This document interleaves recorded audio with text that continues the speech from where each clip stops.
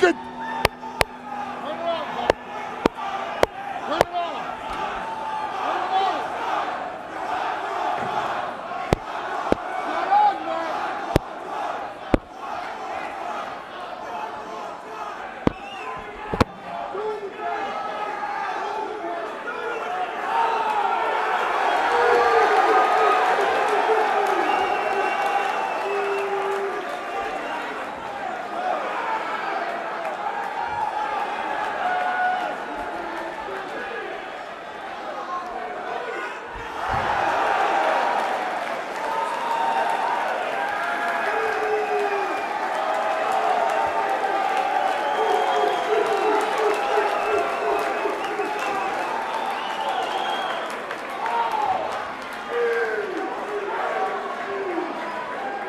Wrestling fans, before you begin, how about an ECW salute to the voice of Extreme Championship Wrestling, Joe?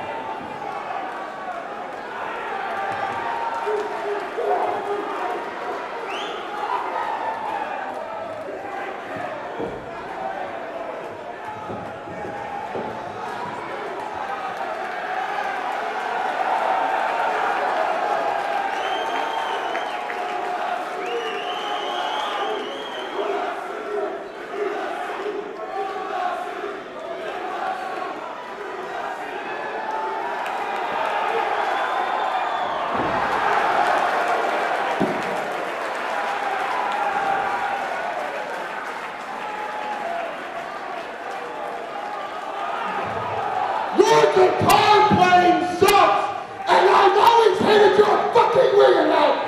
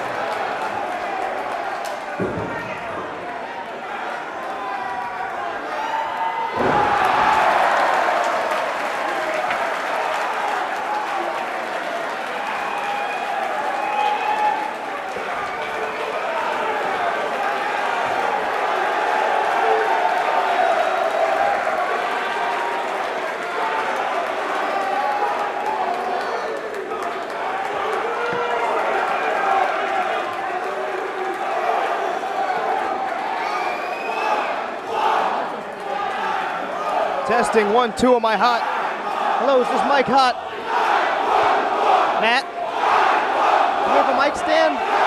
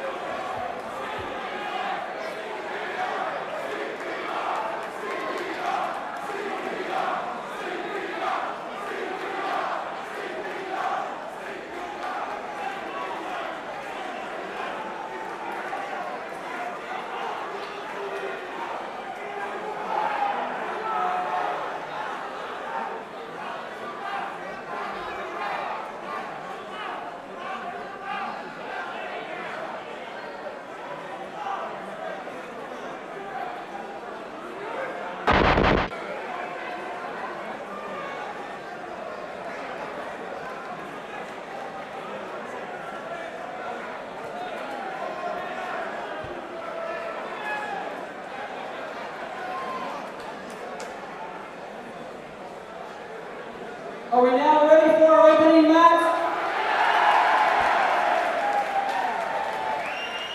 Our referee for our opening match, Mr. John Finnegan.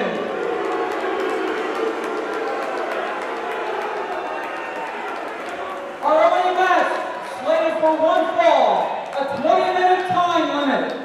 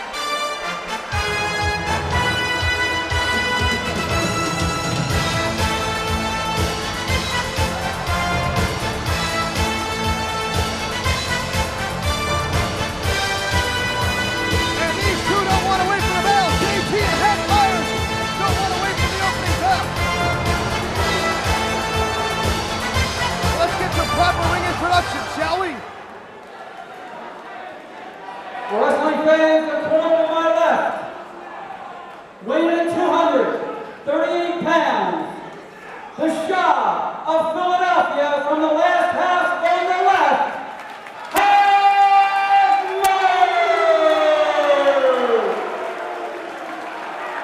And Hack Myers brought his fan club tonight. 236 pounds. Please welcome Philadelphia's own J.T. And there's the hometown favorite, J.T. Smith. Should be an outstanding matchup.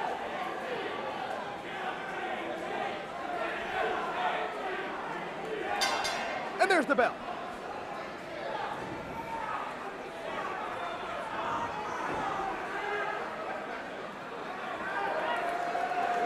The two tie up, side headlock by Myers.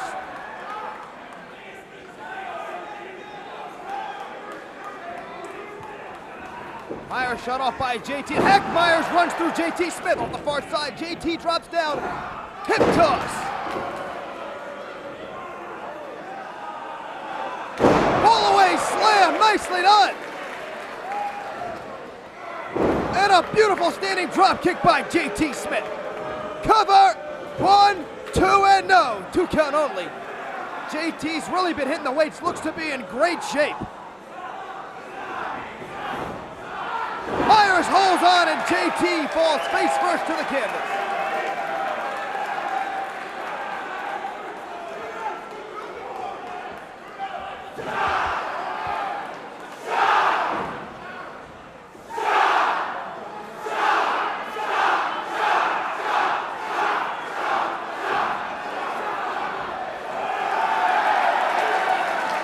And the Shaw of Philadelphia's fans are going wild.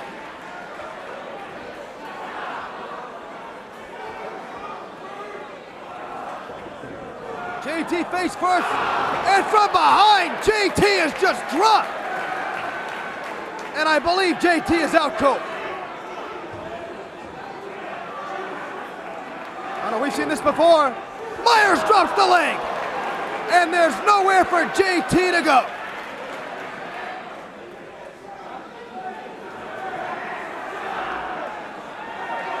Oh no, he's got a chair. Oh my!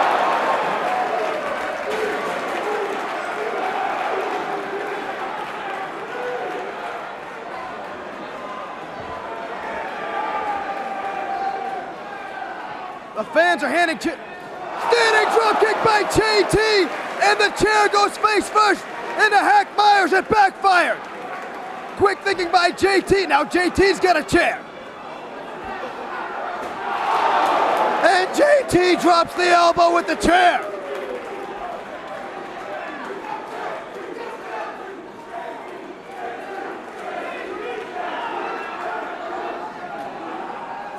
Myers whipped into the guardrail.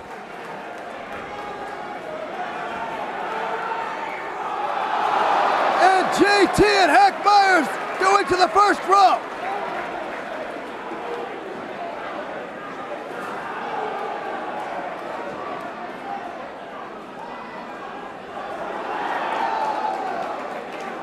And both of these men are getting, well, quite frankly, they're getting extreme. They're getting hardcore.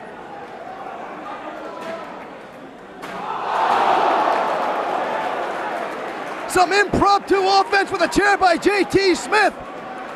That took some imagination.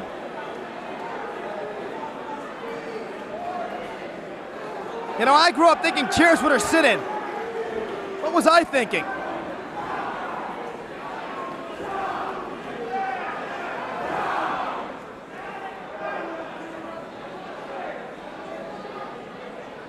Myers whips in JT.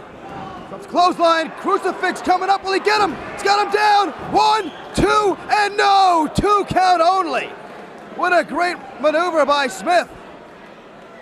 Inside cradle by Hack Myers. 1, 2, and no. A seesaw battle could go either way. JT now. Northern Light suplex with a bridge. 2, 3, yes! JT Smith gets the Duke. Northern Light suplex with a bridge. The winner of the match, JT Smith!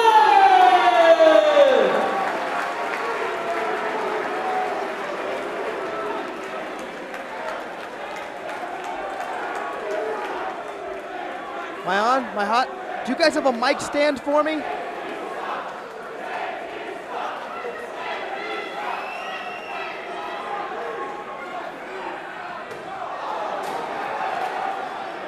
This one ain't over yet. These two are still going at it. JT and Hack Myers haven't had enough of one another. It was a close match. Could have gone either way. JT got the Duke. But these two want more of each other.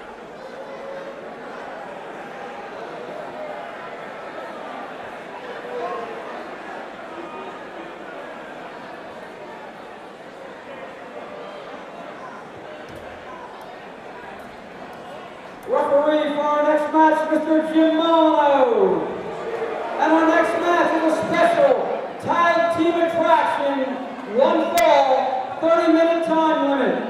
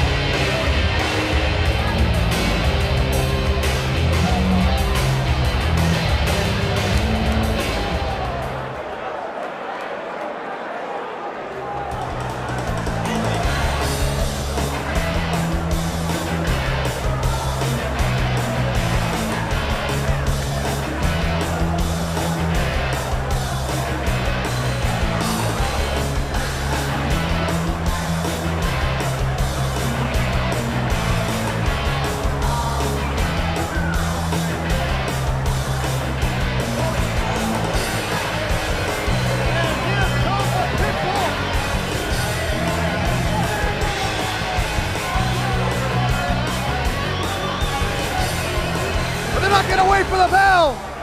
This tag team war is beginning right now. Pitbull number 1's on the outside with Ian Rotten.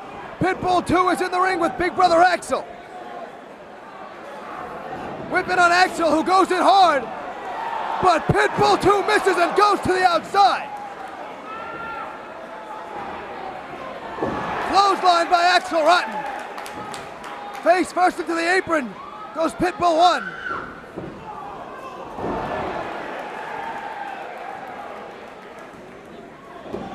Two and oh, no, still close.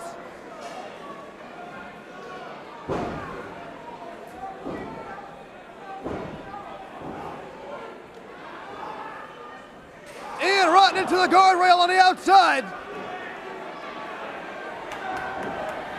Standing drop kick in the ring by Pitbull number 2. Pitbull number 1 assaulting Ian Rotten with the chair.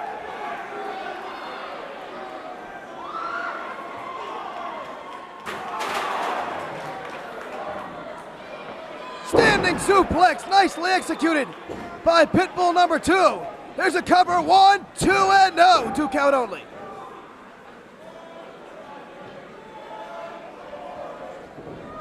Pitbull 2 sends Axel out of the ring. Meanwhile, right in front of us, Ian Rotten and Pitbull number 1 exchanging blows.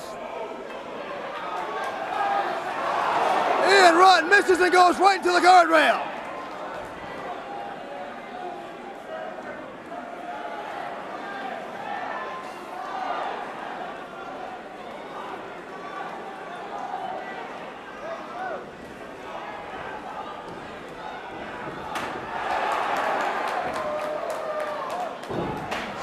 Suplex by Pitbull number 1.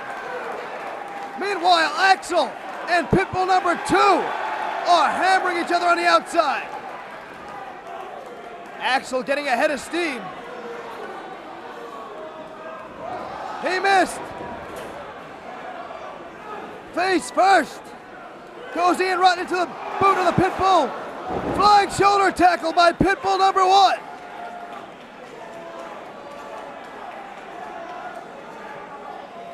Hey, look, a legal tag. There's an idea. Double underhook suplex, what power by Pitbull number 2. Another legal tag into Pitbull number 1. Slingshot shoulder block.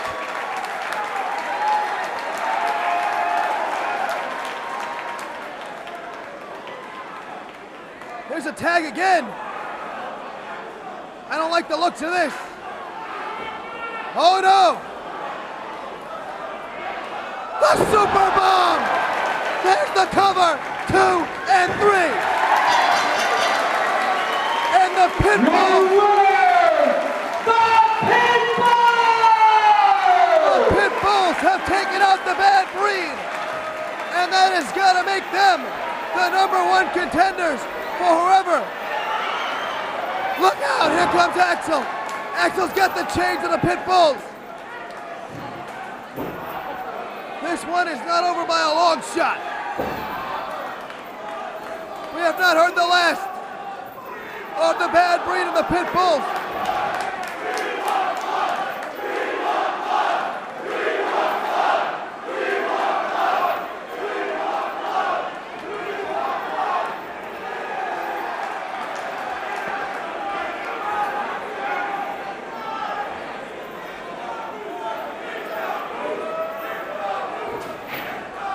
Axel Rotten continuing to hammer away on Pitbull number 2. Ian and Pitbull number 1 really going at it on the outside.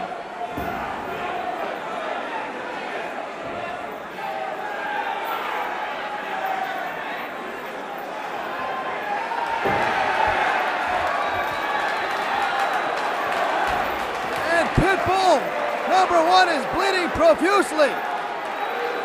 And so is Pitbull number 2. Oh my!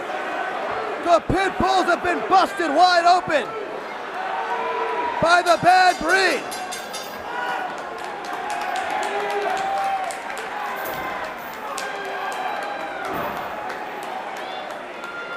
Well, we expected a war and we got one.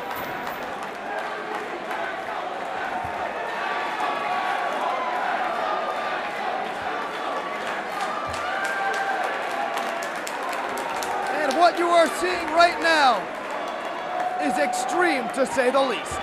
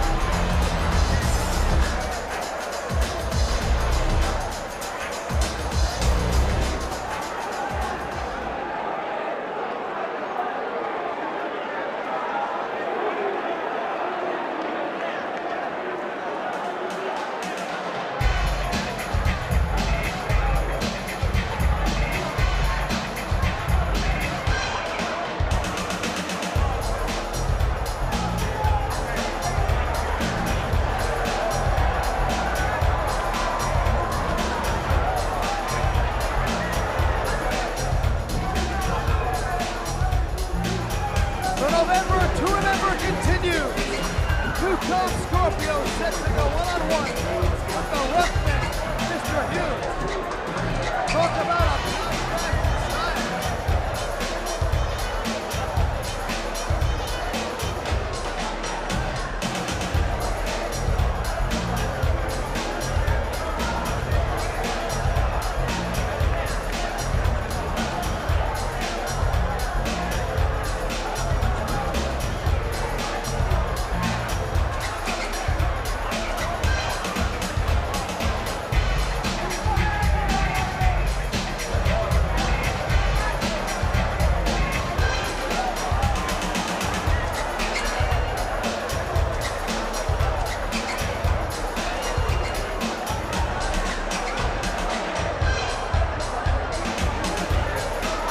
Wrestling fans hailing from Kansas City, he weighs 371 pounds. This is Mr. Hughes.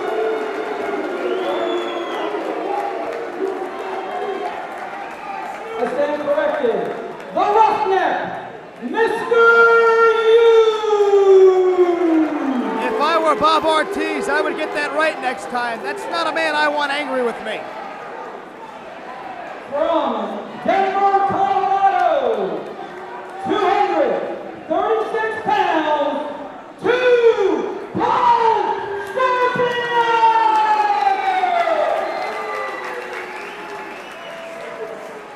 And these are two athletes who have done it all in this sport. Mr. Hughes made his mark in both WCW and the World Wrestling Federation. Decided he wanted to get extreme. And here he is in the ECW. Too Cold Scorpio, former WCW World Tag Team Champion with Marcus Bagwell, decided he had had enough of pretty boys and politics. He also now putting his skills to the test in Extreme Championship Wrestling. What power by the Roughneck! And that is one mean man.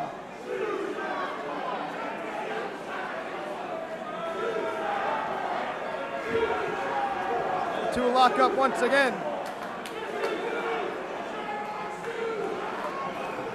And again, Mr. Hughes just tossing Too Cold Scorpio back.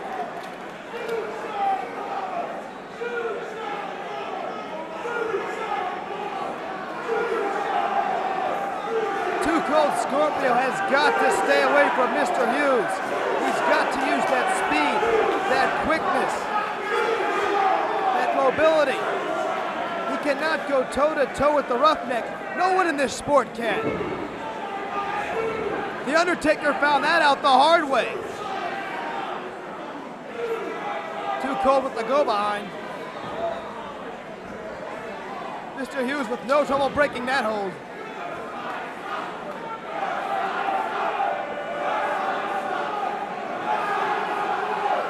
I think the Roughneck gets larger every time we see him. They list him at 370, but he's got to be close to 400 pounds. Not that I'm going to ask him to stand on a scale anytime soon. Hughes now working on the arm of Scorpio. Scorpio rolls out and back. Nice kip up. Reverses the arm wringer on the Roughneck.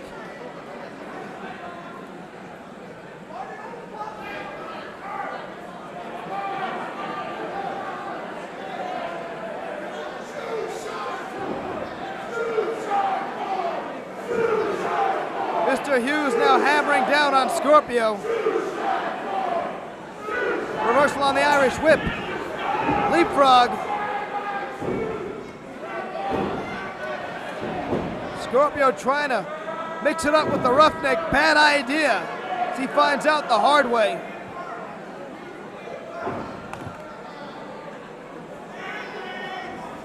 Whip in once again. Nice agility by Hughes, the leapfrog. Mr. Hughes drops down. Hip toss by Too Cold Scorpio. Is there anything the Roughneck cannot do?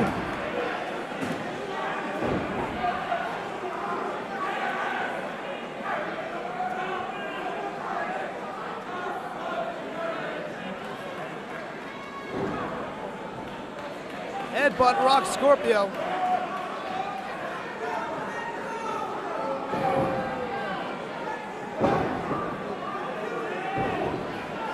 Scorpio going downstairs with a series of headbutts.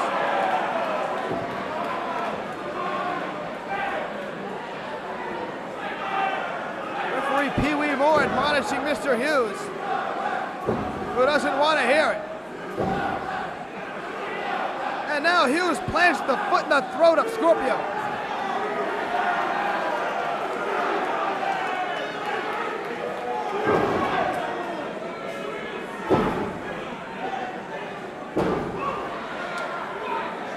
Well, Scorpio's got a temper too.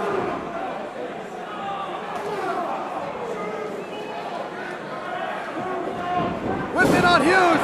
Here comes Scorpio with the splash. But Hughes just shakes it off and floors Scorpio with the clothesline.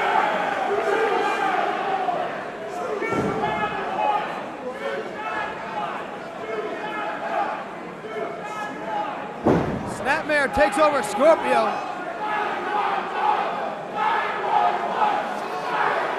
And I cannot believe the way Mr. Hughes is able to just shake it off. He's so resilient, so dangerous. Scorpio using the tie for leverage.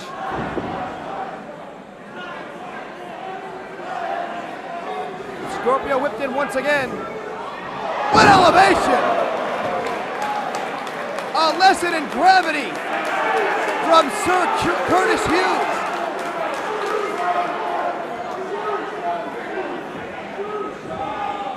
And Hughes drops the elbow across the jaw of Too Cold Scorpio, who looks a little glassy-eyed, quite frankly.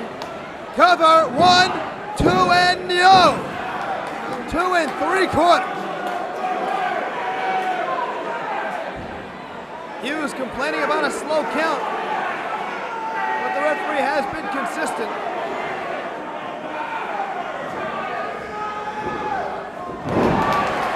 Mr. Hughes tried it once again, standing drop kick.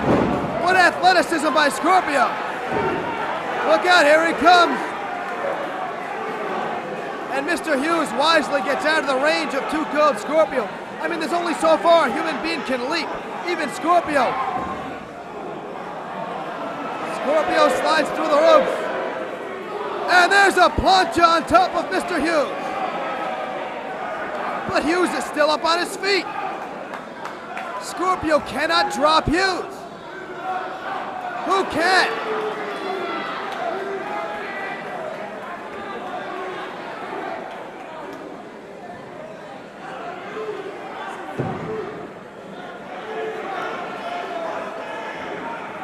Scorpio has hit Mr. Hughes with everything in his arsenal, and Mr. Hughes keeps coming like a juggernaut.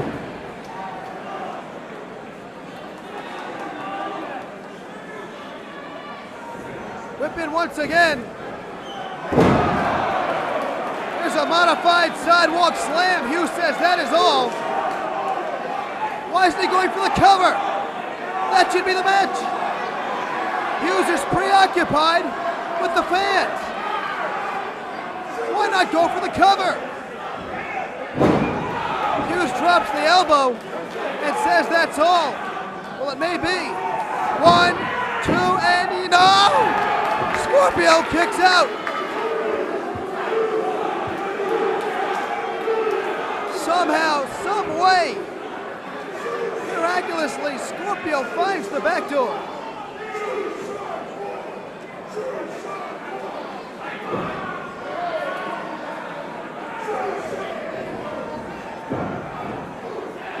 Scorpio catches Hughes in the face with both feet. Hughes is down, he is stunned. There's the Scorpio splash! 1, 2, and 3. Two Cold Scorpio has pinned Mr. Hughes. Scorpio has pinned the roughneck. Scorpio! Look out, here comes the roughneck. Mr. Hughes was in control for the entire matchup. He had Scorpio beat time and time again, but out of nowhere, Scorpio hit the roughneck with the splash, and that was all. But he's paying for it now. Standing drop kick by the 370-pound roughneck.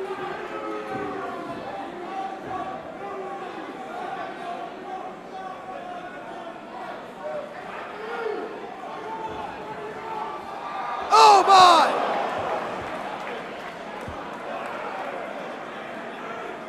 Hughes sent Scorpio into orbit.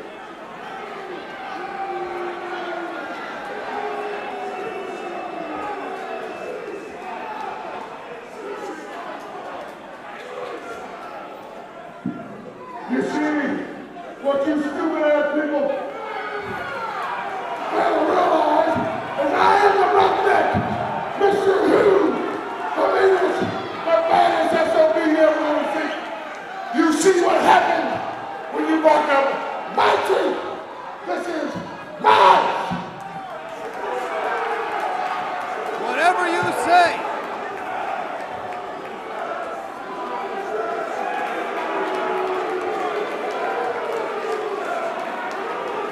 Nevertheless, put one in the victory column for Scorpio.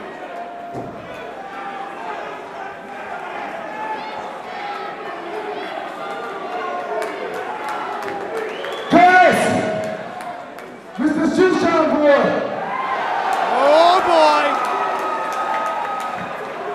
The bottom line is, you just got hit with the distant don't miss.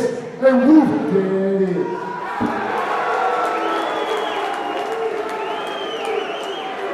Scorpio telling it like it is.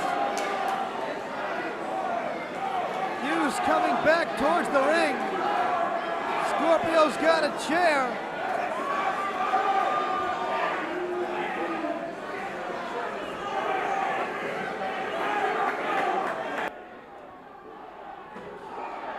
Hughes turned his back on Scorpio. Scorpio let him have it. Hughes shook it off. Can anything stop Mr. Hughes? Can anyone not wearing a big red S on his chest and wearing a cape take out the roughneck? 1, 2.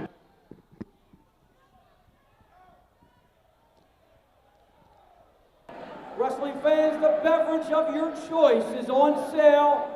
2 concession stands, one in each corner of the building, and also ECW wear, videotapes, All kinds of Extreme Championship Wrestling merchandise is on sale.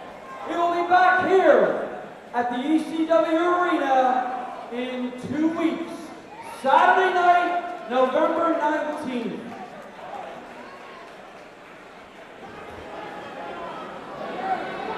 Our next match is an ECW grudge match.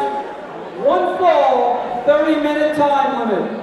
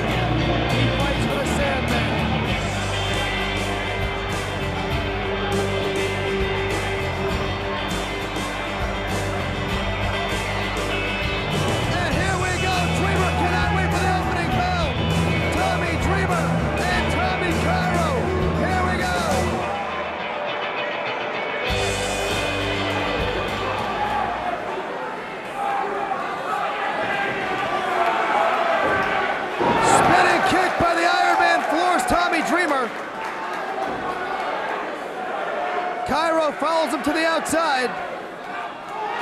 Spinning kick on the outside. And this matchup has started out fast and furious. Oh my!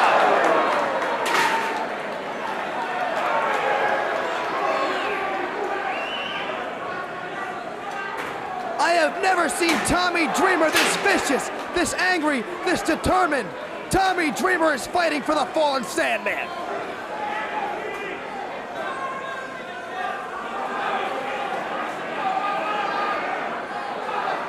Dreamer gets the suplex on the outside.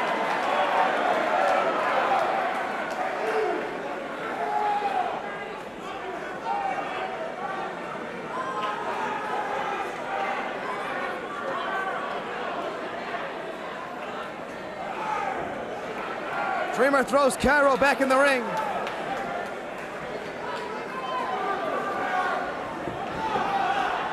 Dreamer going for a pile driver early in this matchup. He's got the Iron Man up. Will he hit?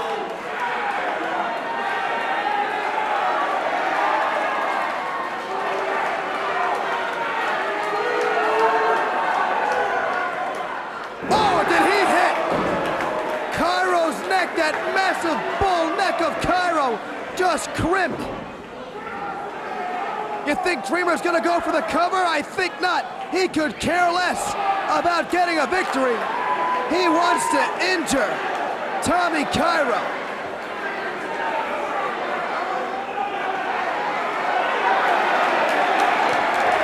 And Dreamer took a frying pan from one of our fans here at ringside.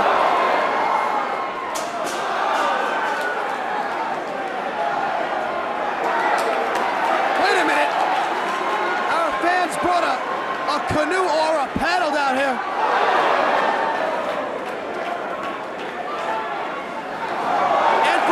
I thought Tommy Cairo was up the creek without a paddle, but just like that, he turns things around.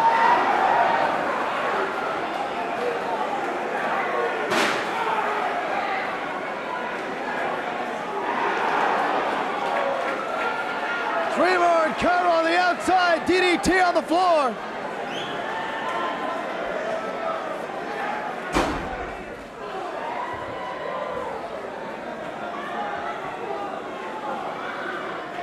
Dreamer and Cairo letting it all go on the outside. Cairo with the chair. Stomping away.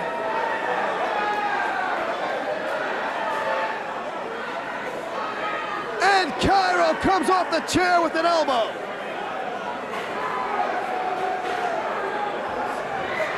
Dreamer thrown over the guardrail back into the aisle. And Cairo over Dreamer.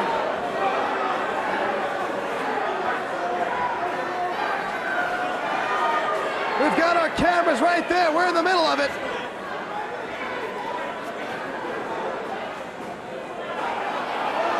I don't know what that... Oh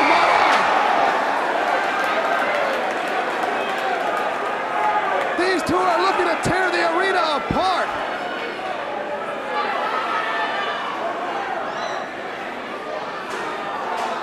And now it's Cairo with the frying pan.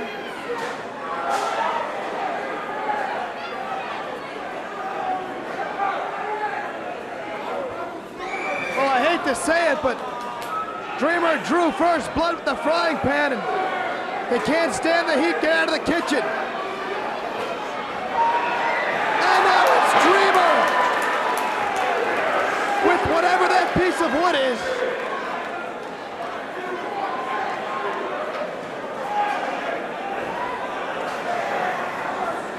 Dreamer and Cairo now in the ring. In the ring, there's a novel idea.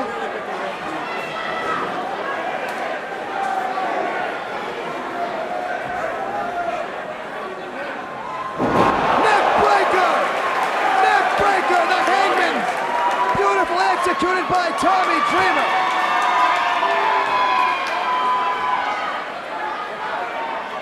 Dreamer wraps the t-shirt around the neck.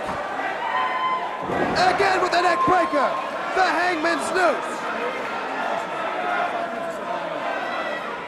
There is no doubt about it, Dreamer is trying to hurt the Iron Man.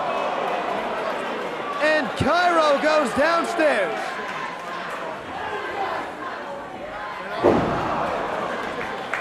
Unorthodox, Cairo drops Dreamer face first into the mat.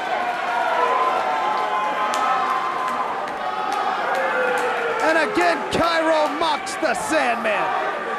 What a pig.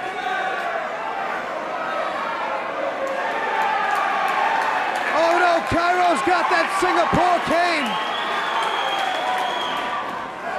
But Dreamer unloads before Cairo can use it. Dreamer's looking at that cane. Are you a betting man? I am. I can read lips too. Oh my!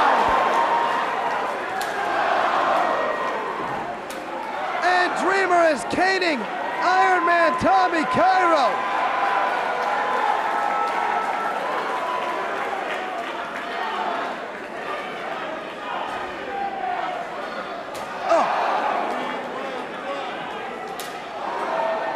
And Cairo has been busted wide open by the Singapore cane.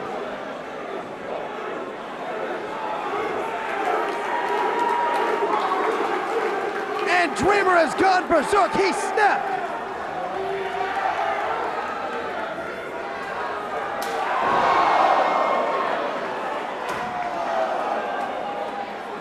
And Cairo is just being lambasted by Tommy Dreamer.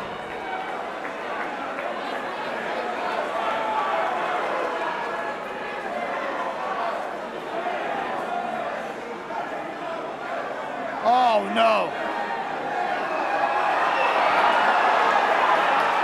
Oh no. Oh God. Oh my. Oh my God.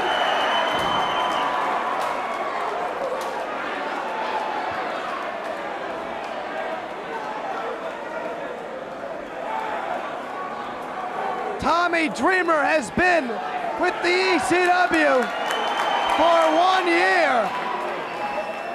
And what a difference a year makes. Does anyone remember the Tommy Dreamer of old? The nice guy? The well-groomed, well-mannered young man from Dreamland, USA? Has he become hardcore? It's almost as if all the killer instinct, the hardcore attitude of the Sandman is now rushing through the veins of Tommy Dreamer. Dreamer is a man possessed, obsessed with revenge, obsessed with avenging the injury of the Sandman, obsessed with blood.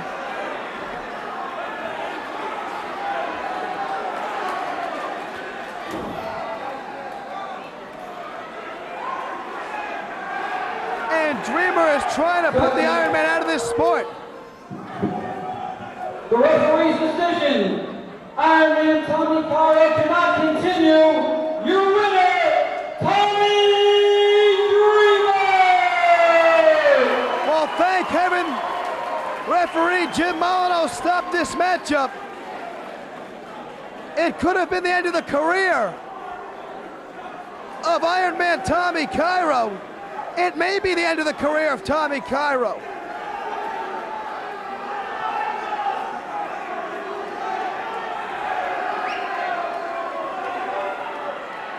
And as sadistic as this next statement is going to sound, Cairo brought this upon himself by mocking the blinding of the Sandman.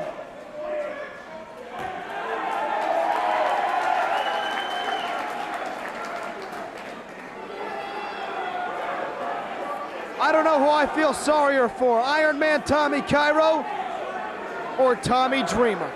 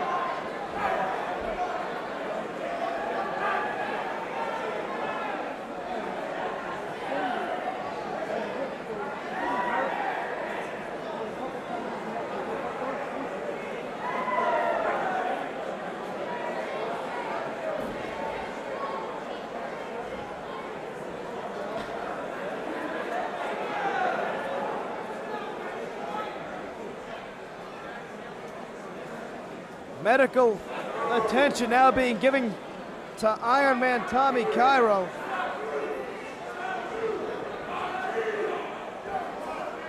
Cairo wants no part of that stretcher.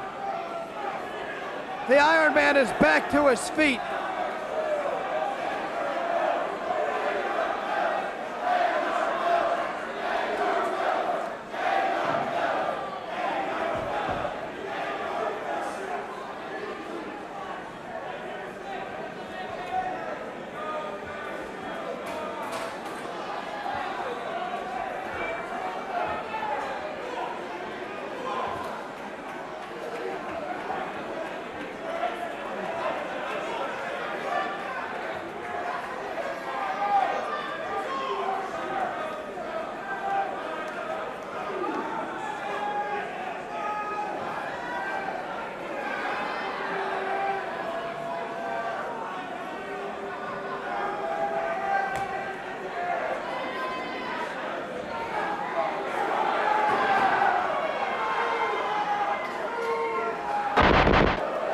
At this time, I would like to introduce the challenger.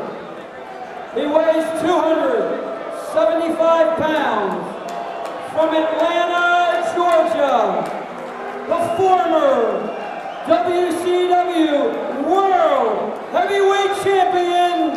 Please welcome the All-American Ron Simmons!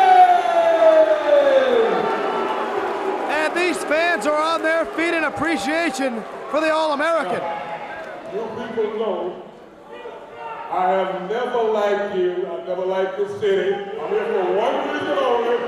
That's to kick his ass and take that belt. So I don't care if you like me or not. Okay? As far as I'm concerned, you all over here. I just hope that belt he's got around his waist. Okay? I had a missile. I would aim it right at this start and throw it right out the map.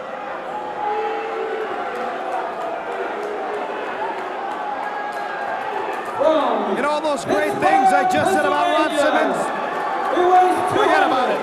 36 pounds.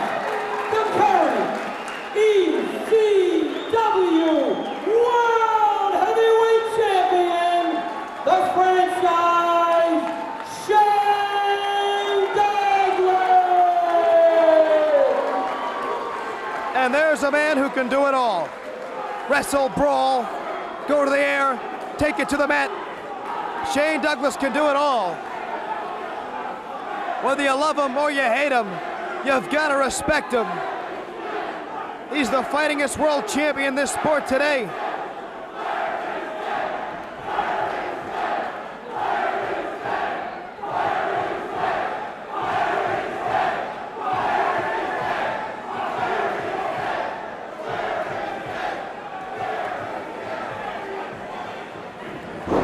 Referee giving the instructions to both men. Ron Simmons not wasting any time. Douglas to the legs of Simmons. Standing drop kick by Shane Douglas. Clothesline by the franchise. Cover 1, 2, and no.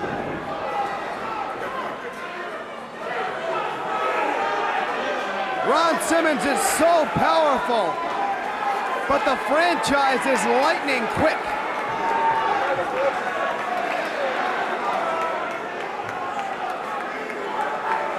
Douglas is going to have to use his unlimited potential, his mat wrestling repertoire to get by the All-American.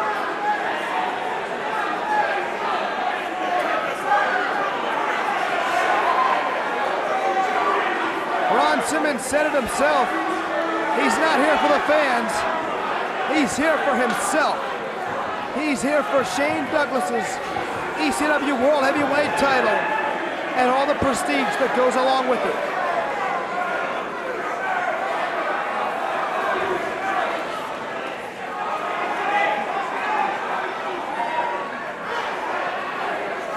The ECW World Heavyweight title means so much, as Douglas has given an open challenge to any and all competitors from all promotions to come to ECW and challenge him for his world title. Ron Simmons trying to headbutt the franchise into oblivion. Go behind by Douglas. Rolls him up. One count only.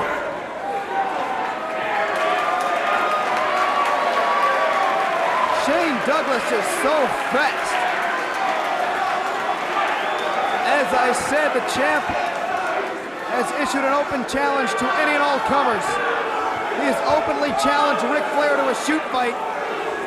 Although Ric Flair is no longer competing in this sport after losing handily that retirement matchup at Halloween Havoc to Hulk Hogan. Cover!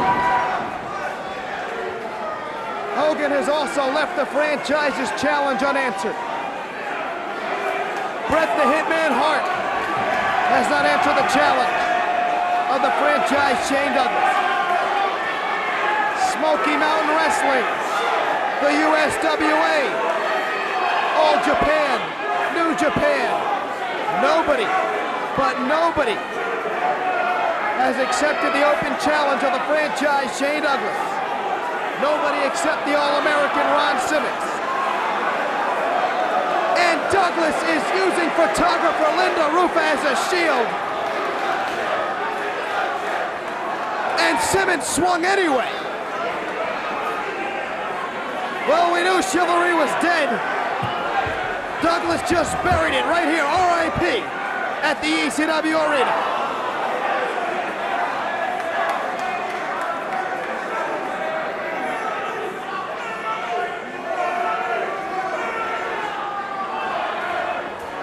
Clothesline from the left side. Simmons is lethal from either side. Just look at the size of that man's arm. Think he spent some time in the gym. Simmons, an All-American standout defensive tackle for the Florida State Seminoles, played for Bobby Bowden. Wait a minute, face first. Goes Simmons into the canvas. As I was saying, Simmons could have been an All-Pro in the NFL. Instead, chose to compete in this, the greatest sport in the world, professional wrestling. He caught Douglas in power slam. Simmons caught Douglas. And Ron Simmons looking to be a two-time World Heavyweight Champion tonight.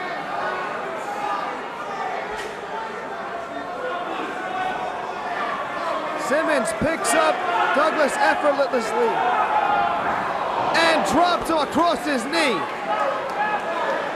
What offense by Ron Simmons.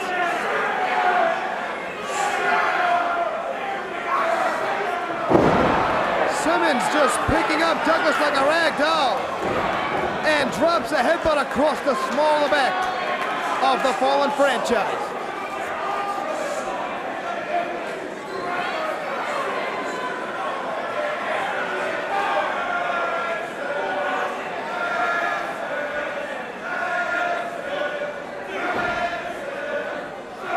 Simmons pulling out all the stops in his quest to be the Extreme Championship Wrestling World Heavyweight Champion.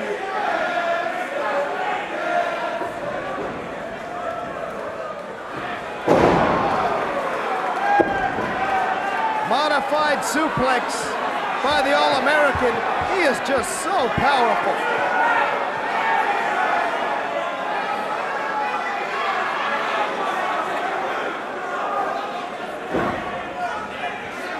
And Simmons now pounding down upon the ECW World Heavyweight Champion.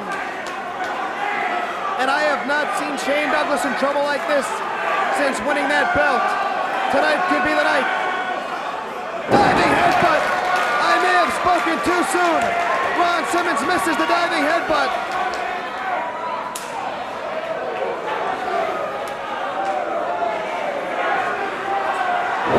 Choke slam by Ron Simmons, who just shakes off those chops.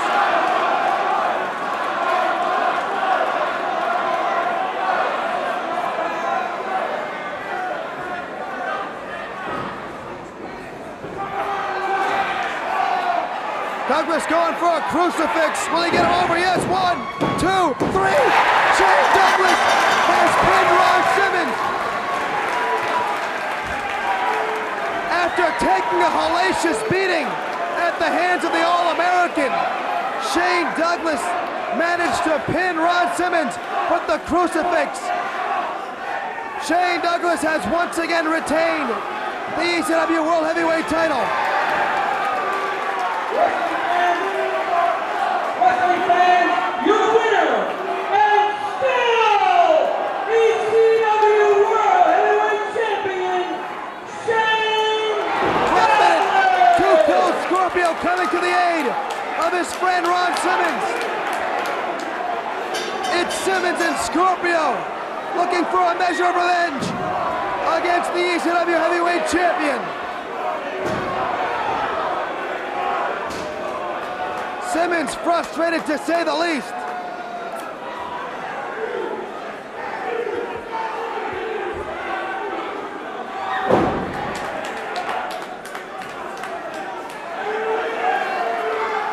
Scorpio hits the moonsault.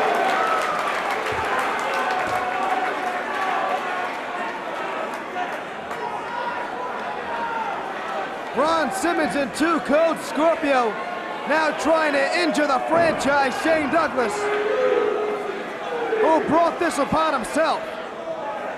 He wanted to be the most controversial man in this sport.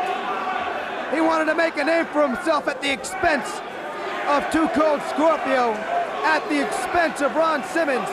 He's humiliated so many men in this sport, and tonight it caught up with them.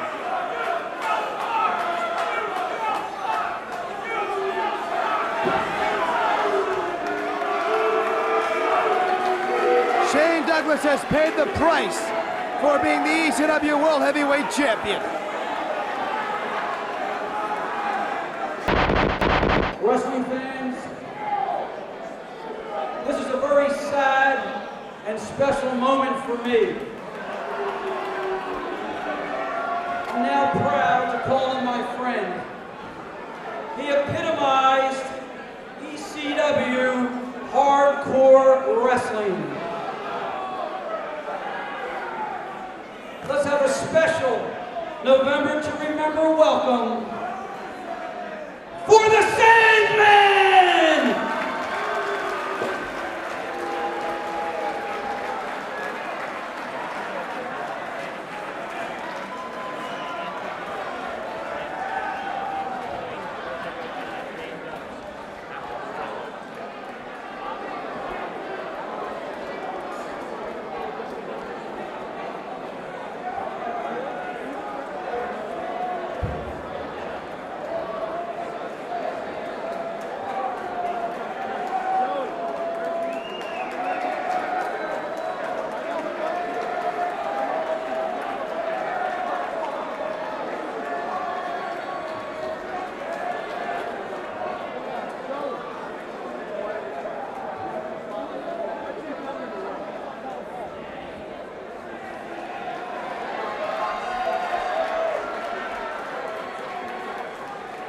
It's a very sad moment in Extreme Championship Wrestling.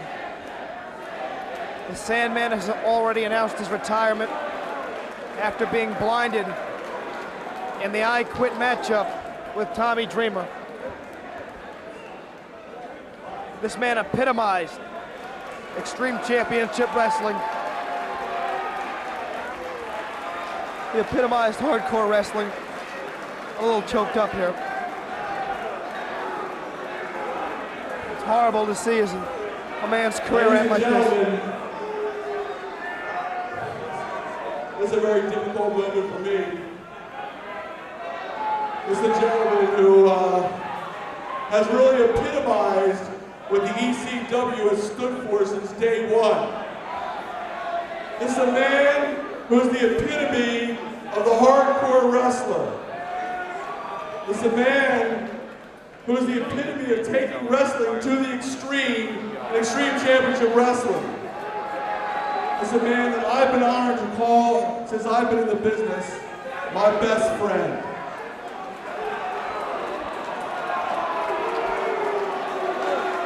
I'm all choked up. Ladies and gentlemen, please, let's bid a very fond Philadelphia farewell to the Sandman. Let's hear it, please.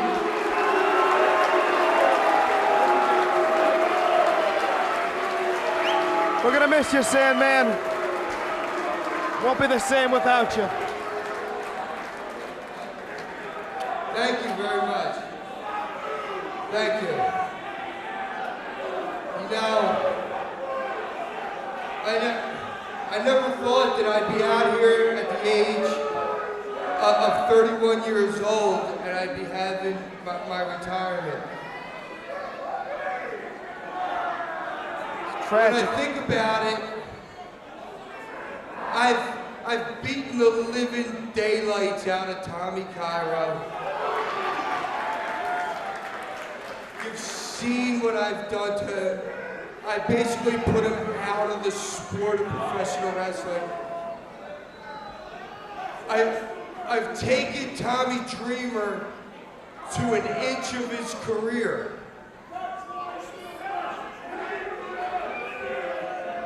But when I look all back at it now, if I had to change a thing, I wouldn't change a damn thing. wanted extreme, I was willing to be the flag bearer for extreme. Absolutely. You know, and I've lost a lot of things lately. I've lost my career. I've lost my eyesight. I've lost my manager. She turned her, woman And I've turned her also back on her. lost my broad. And you know, there's nothing that I can do about the career. But you know what, Nancy Sullivan, you can kiss my ass!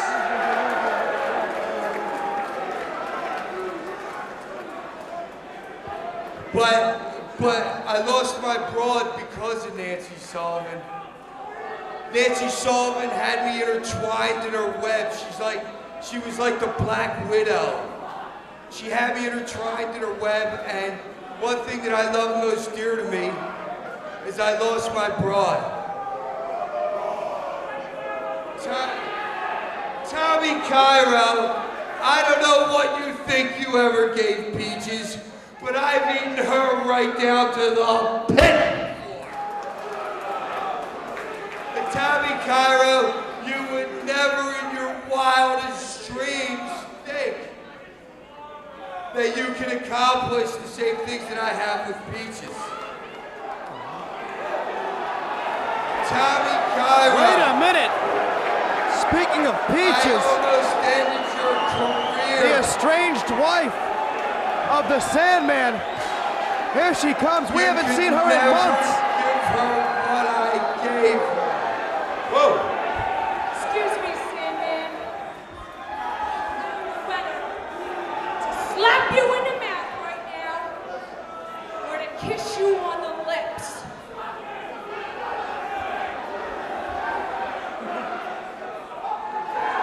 Wait a minute. And another thing you might not know, Sandman, I've changed a little since you've last seen me.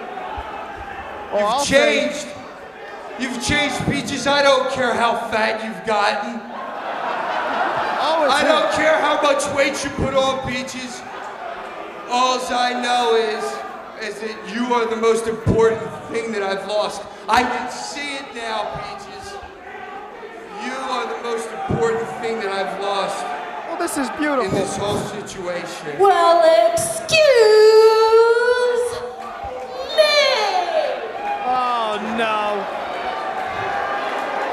Excuse me. Right, But I woman. think you guys have taken up enough time, and now it's my turn to introduce the wrestler that I am going to manage from now. You know, there's a word for women like Nancy Sullivan. What are you doing here, you little bitch? What? That's the word. Oh my God. Woman just came Peaches.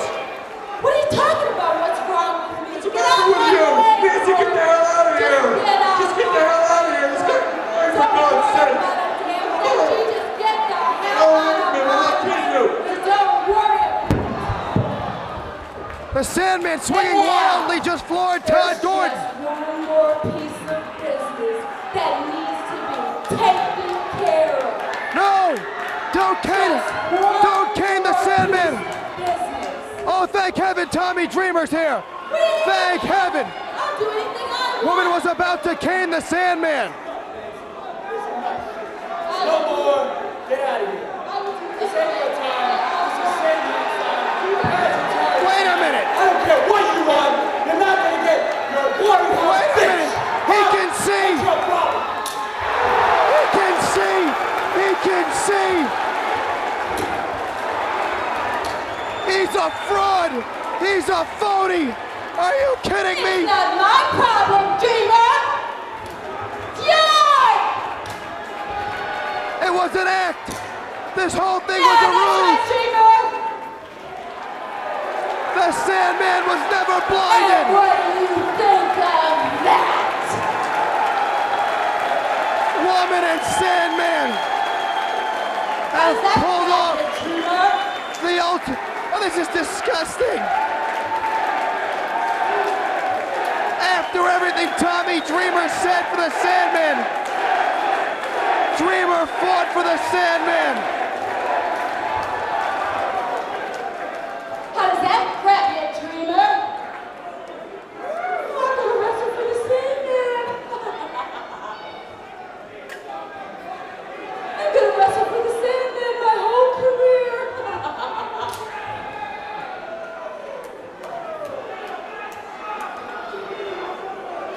You fool.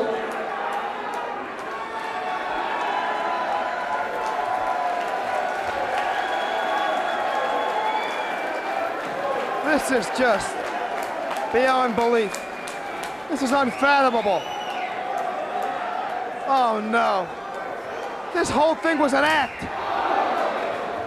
And now, just when you thought it was over,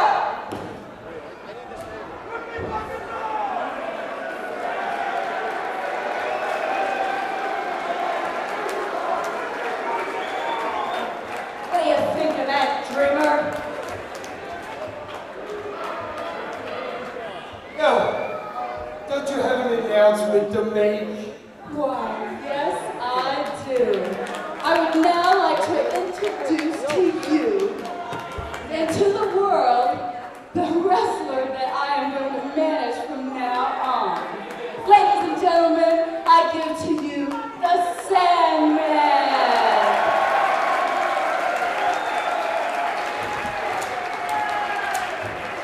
Oh my God! Somebody stop the Sandman! This whole ruse, this act, was the most despicable thing I've ever seen in this sport.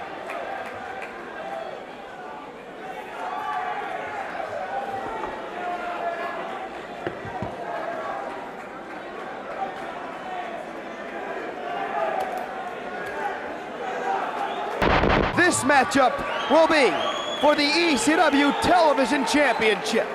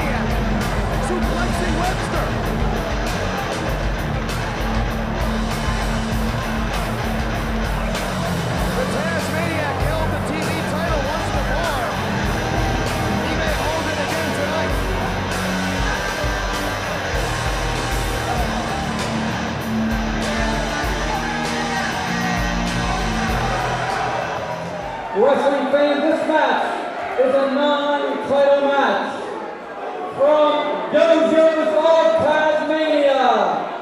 He weighs 248 pounds. The Tasmanian suplex machine, the Tasmania! The November to Remember continues with a non-title matchup. The manager, the sexiest man on earth, Jason. Oh, please. From Tampa, Florida, he weighs 222 pounds. The current ECW Television Champion, the Shooter, Demongo!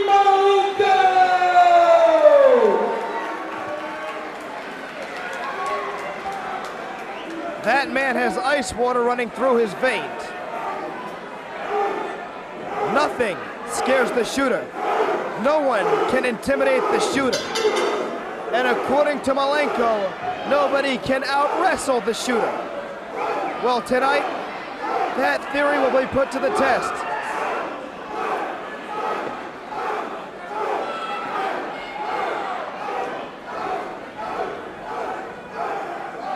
This should be a classic. The two lock up.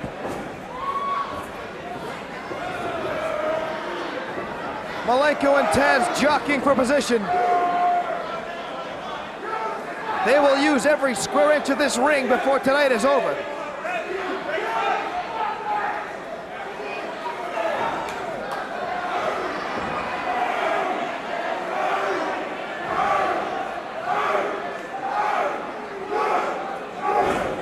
Single leg takedown by the Tasmaniac. Lightning quick, and Tasmaniac pounding away on the shooter. Malenko whipped in, ducks the clothesline, hammers across the back. Double underhook suplex coming up. No, the Tasmaniac trying to fight out of it, he does. Northern Light suplex by the Tasmaniac. Cover, 1, 2, 2 count only. Malenko had better not trade suplexes with the Tasmaniac. Nobody on the planet can. He's going for it again. Double underhook just lets him go in midair. Executed to perfection by Malenko. Trying to turn Taz over into a double leg Boston Crab. Really leaning back.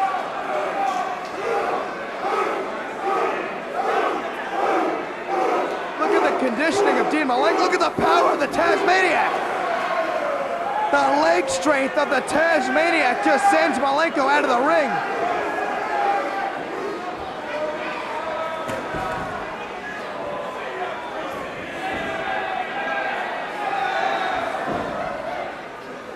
Malenko now stomping away on Taz.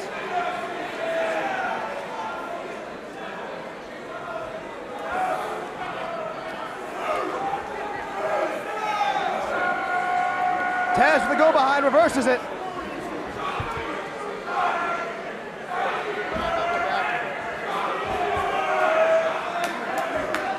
Malenko breaking the full Nelson.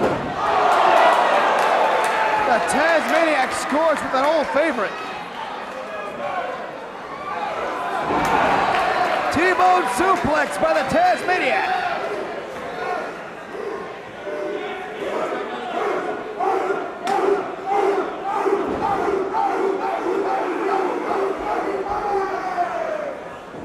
Malenko whipped in. Here comes Taz.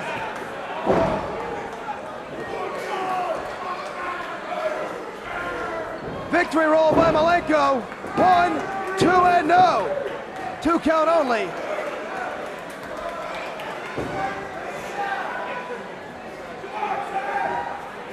Malenko going for a victory roll once again. The Tasmaniac not budging though, and drops Malenko. German suplex just takes Malenko out of his boots. The Tasmaniac is so awesome.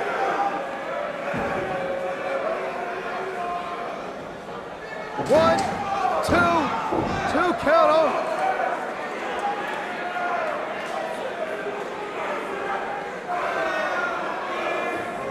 Malenko shot him by the Tasmaniac. Spinning kick. Kick to the Tasmaniac, who is coming in with the full head of steam. Now Malenko going up top. He's very unaccustomed to being up there, and we now see why.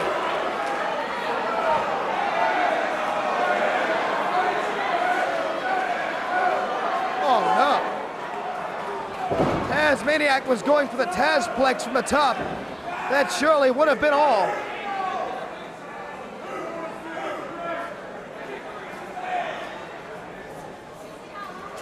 Taz now thrown from the ring. Malenko goes out after him.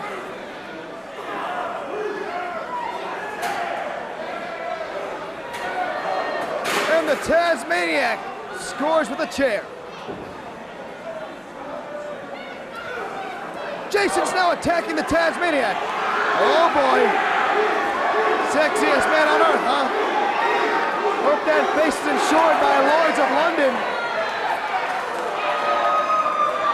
Jason running for dear life, but that didn't work out too well.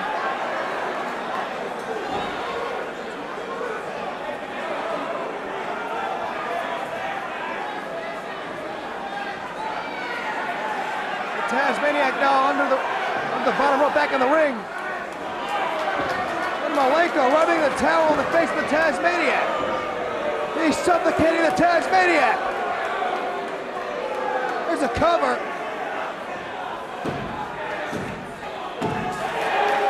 Wait a minute. What was on that towel?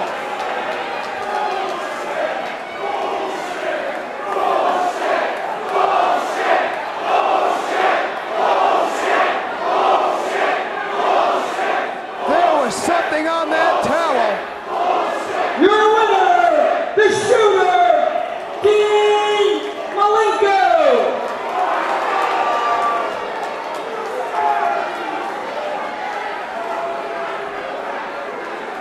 The Tasmaniac is out cold.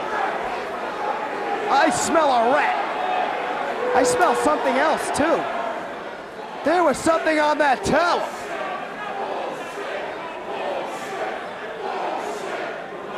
Referee Pee Wee Moore calling for our other officials, referee John Finnegan and Jim Molyneux, attending to the Tasmaniac.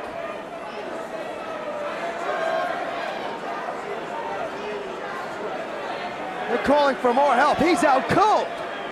The Tasmaniac is out cold.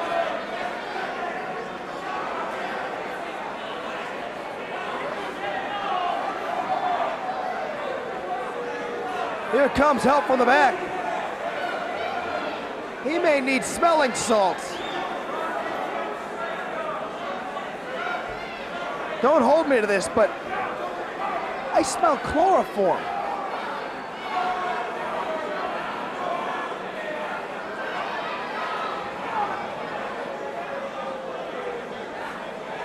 Oh, I definitely smell chloroform. This was foul play.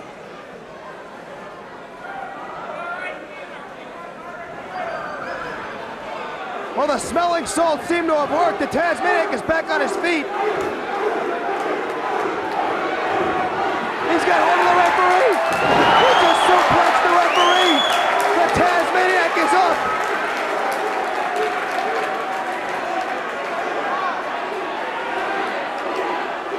And he has cleared the ring. I wouldn't want to be Jason or the shooter.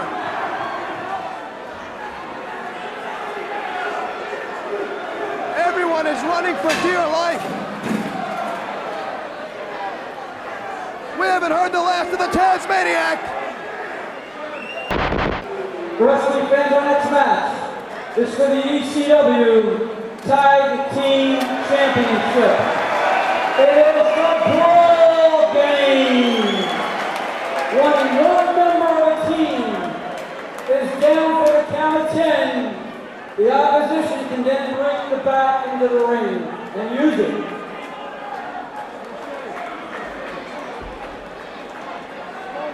Then a normal 3-count pin once the bat is brought into the ring.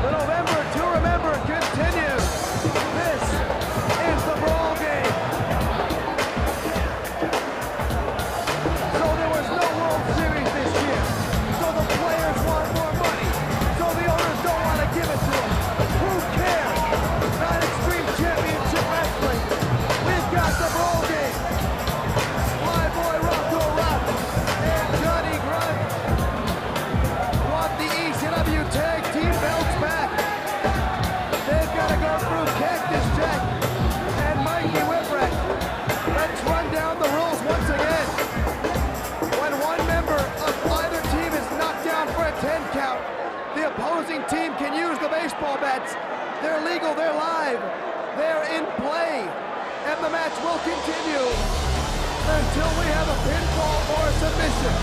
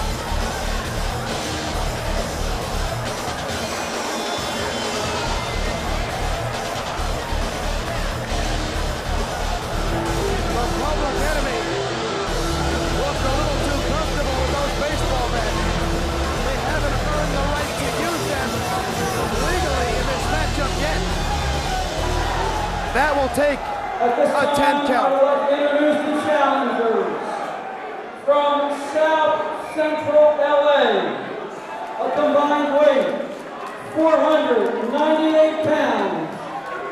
Flyboy Rocco Rock, Johnny Grunge, Powerblock,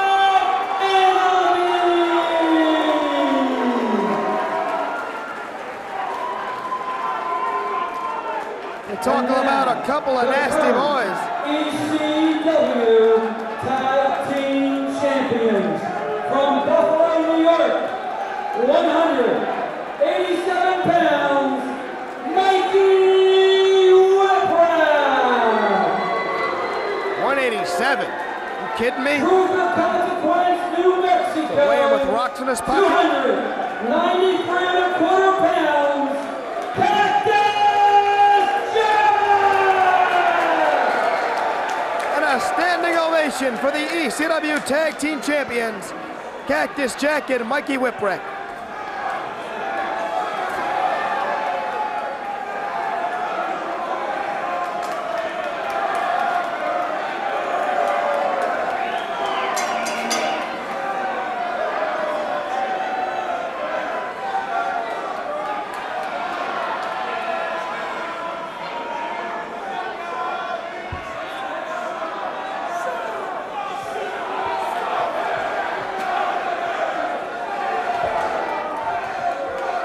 The fans really getting on the case of Rock and Grunge.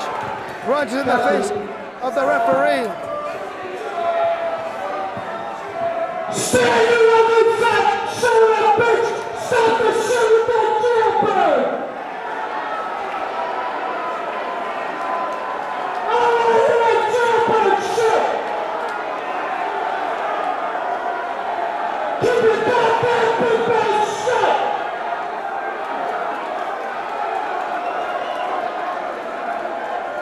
Well, that worked well.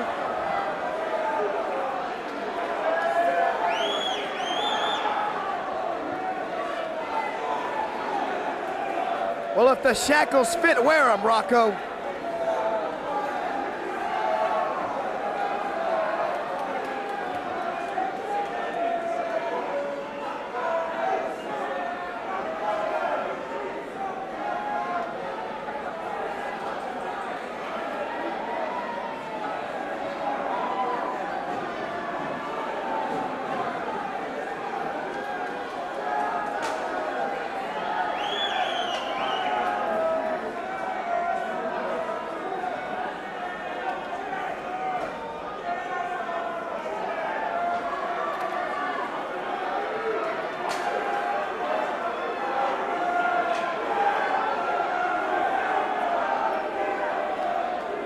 The fans really getting on the case of Flyboy Rocco Rock and Johnny Grunge.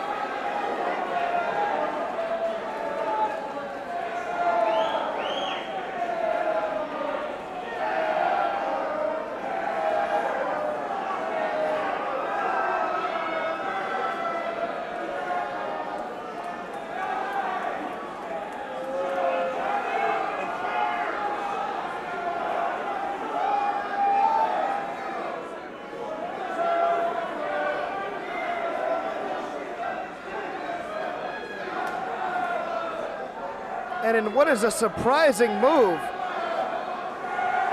Mikey Whipwreck will be starting the matchup for the tag team champions.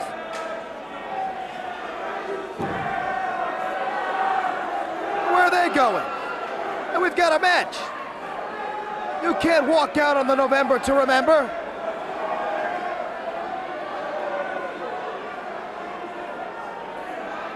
You can't just walk out of here.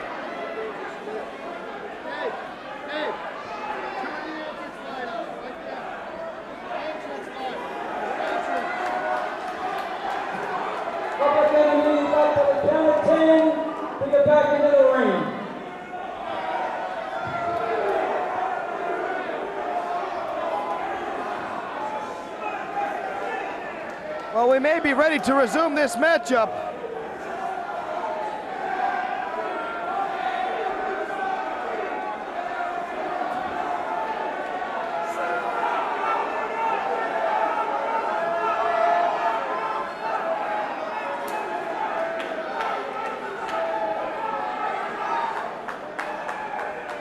Rocco Rock to start off with Mikey Whipwreck. And Mikey just runs right into Rocco Rock. Mikey slides, standing drop kick misses. Nice thinking, but it didn't work out. Rocco Rock pointing to the ring lights. Mikey face first into the boot of Johnny Grunge. I don't think that having Mikey start this matchup was a smart move on the part of the champions. Nowhere to go for Mikey Whipwreck, and that may be all early.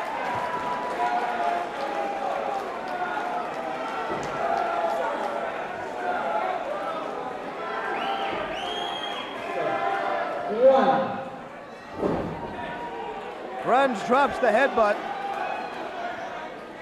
1, 2, 3. Remember, if Mikey can't get up for a count of 10, the bat's illegal.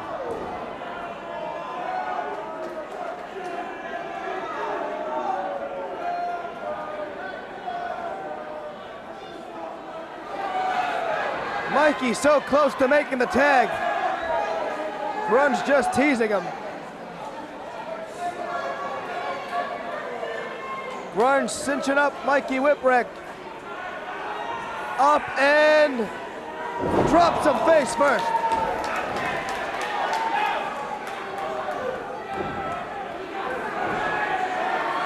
And Cactus Jack has seen enough. Jack is currently in the ring. Face first goes Rocco Rock. And Mikey is thrown into Rocco Rock. And thrown into Johnny Grunge. Cactus is using Mikey like a battering ram. 1. Oh no! 2. This man backfired. 3. 4. 5. Get up, Mikey. 6. Get up. 7. Get up. 8. Get up. Oh, thank heaven he's up. Double clothesline by Cactus Jack.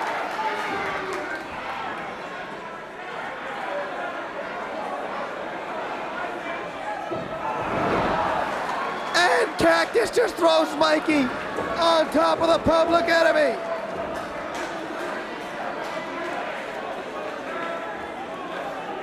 Now Mikey's got him. Head to head, no. Oh, double clothesline on Mikey. And downstairs on Cactus Jack. And Rocco Rock takes a page out of the book of Cactus Jack.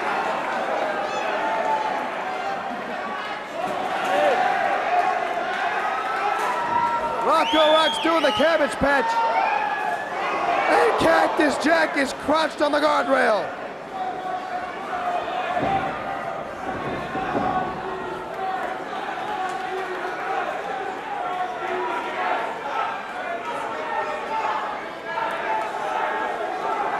The Public Enemy now working over Mikey Whipwreck.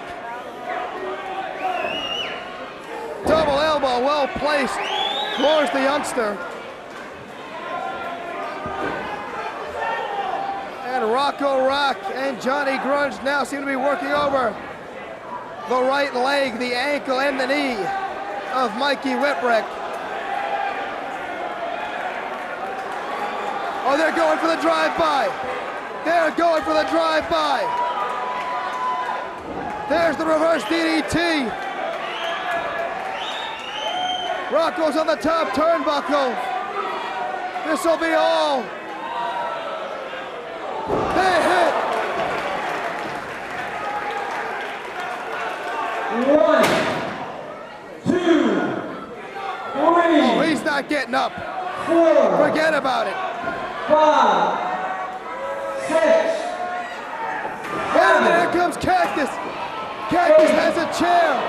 Cactus is taking out the Public Enemy. Mikey's up. Mikey is up. Miraculously. Mikey's up. Double arm DDT. Double underhook DDT. 1, 2. And now referee Jim Molyneux is counting Rocco Rock. 5. He won't get up.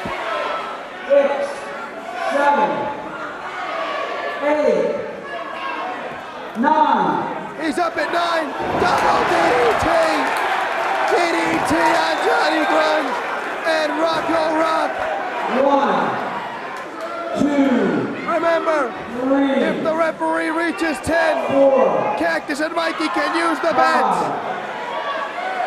6, 7, 8. They're not gonna make it. 9. They're up. They made it barely. Oh my, Johnny Grunge just threw powder, some sort of powder, into the eyes of Cactus Jack. Jack has been blinded. Johnny Grunge has been busted open.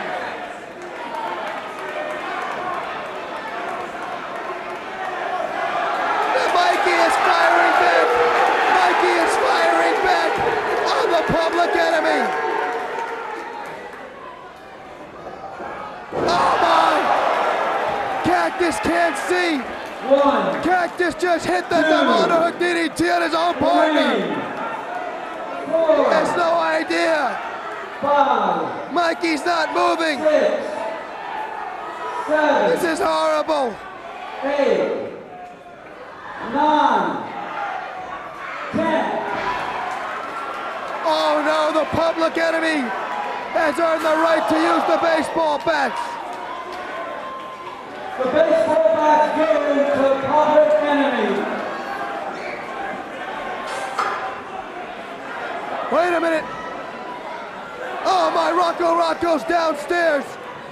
And upstairs on Mikey Whipwreck, Johnny Grunge and Cactus Jack have gone back to the locker room.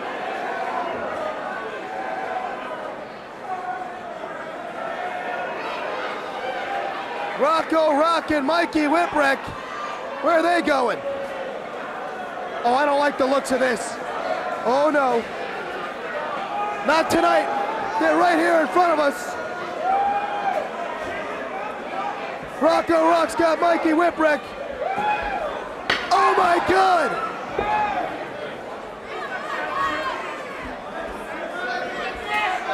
Rocco Rock is setting up the tables.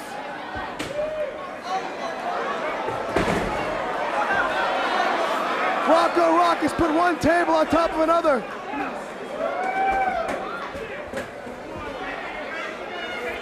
What's he doing?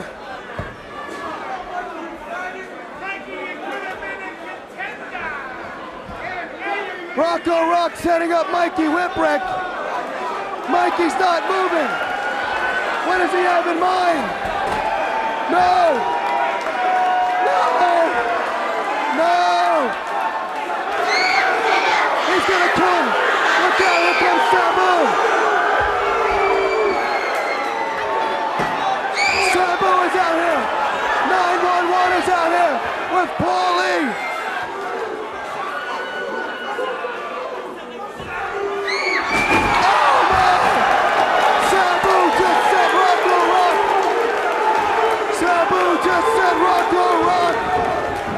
crashing through the table. Well, Sabu took it personally that Rocco Rock was gonna go through the table. I mean, that's his trademark maneuver. Sabu sent Rocco Rock flying on top of the tables. Rocco Rock, Mikey's got a chair, and now it's Mikey. Do something about this. Mikey's got a chair. Do something about this. And Mikey Whipwreck has had enough. Mikey is fighting back. You've got to step in. Mikey is fighting back. Here comes the Public Enemy with the bat.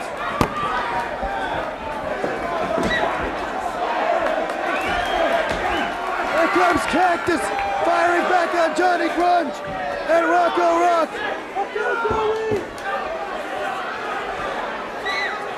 Suplex on the table. Where the broadcast booth.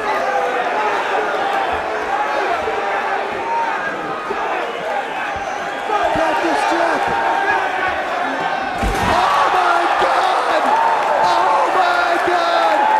Cactus Jack just dropped the elbow. Cactus Jack.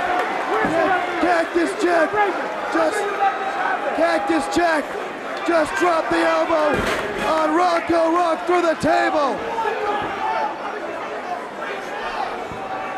Neither man is moving.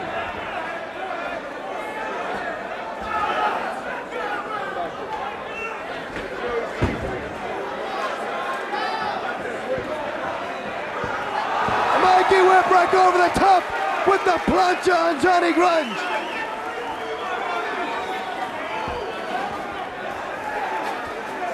Cactus Jack and Johnny Grunge are making their way back to the ring.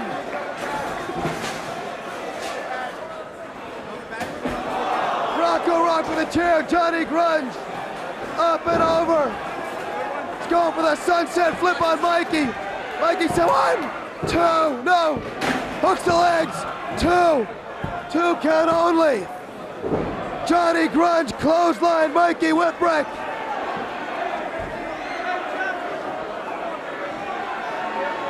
Johnny Grunge is going up top. He's got the baseball bat in his hand. And he caught Mikey right in the face. 1, 2, 3. We've got new tag team champions. We have got new tag team champions.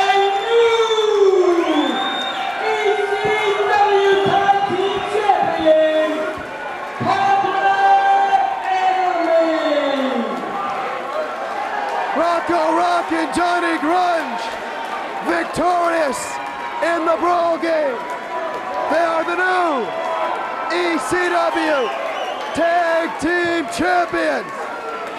After what was the wildest, most hardcore, the most extreme tag team matchup Philadelphia and this sport has ever seen.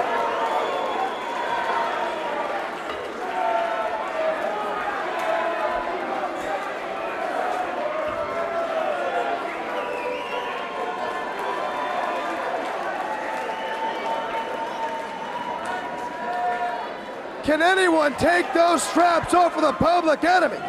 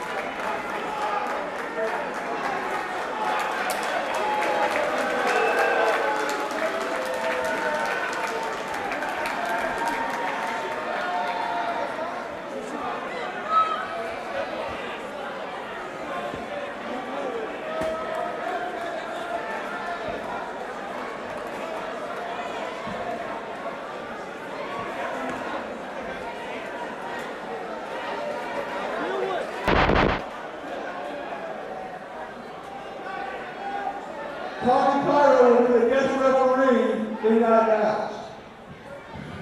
Mikey Whipwreck is the toughest son of a bitch to ever step foot in this arena.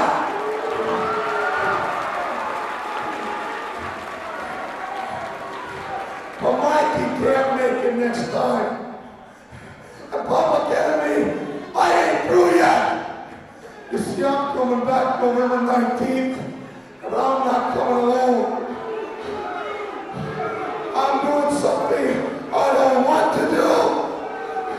I'm doing something I'll hate my guts in the morning to do. But I'm coming back here November 19th. And my partner, the same man I won the WCW belt with, Kevin Sullivan.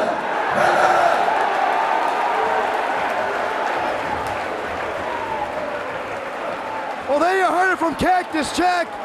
Kevin Sullivan will be here to reunite with Cactus Jack. They were the former WCW Tag Team Champions. They will reunite for one evening right here at the ECW Arena on November 19th. Ladies and gentlemen, there will be a tag team title defense as the Public Enemy will take on Cactus Jack and his partner, Kevin Sullivan.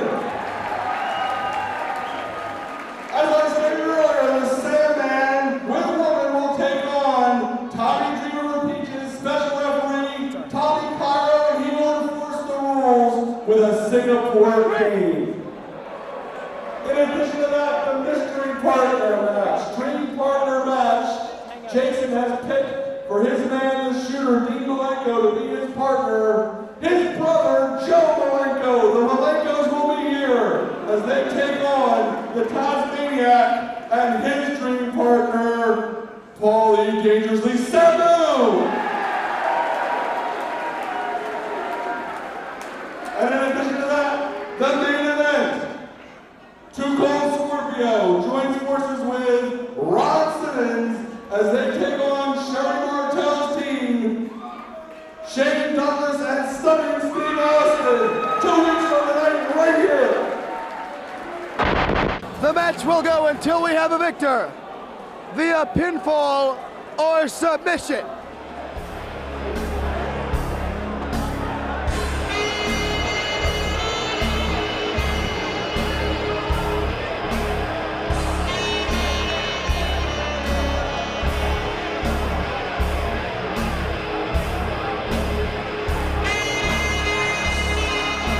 Here comes Sabu.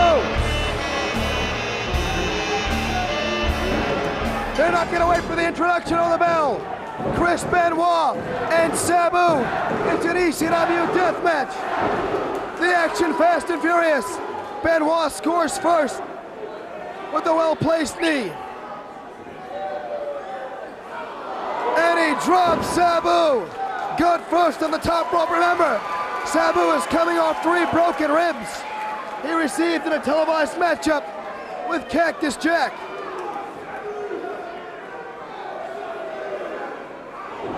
Oh my God! I don't know what to call that, but Sabu landed on his head.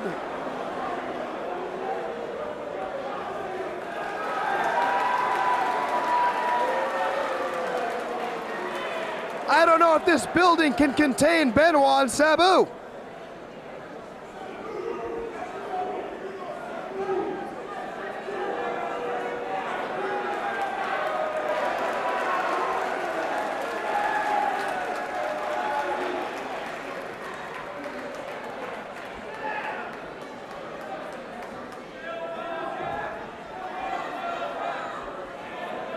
Sabu appears to be hurt, and hurt badly. He may have... I mean, somebody can break their neck.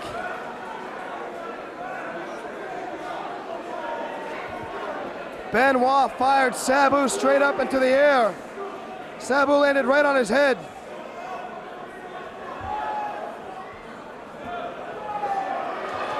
Wait a minute, 911 is stepping into the ring. Maybe another night. This is not your battle.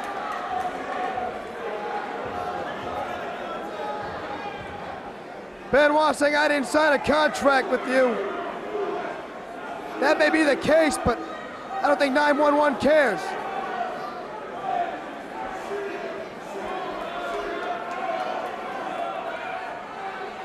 Benoit trying to get to Sabu. 911 cutting off his path.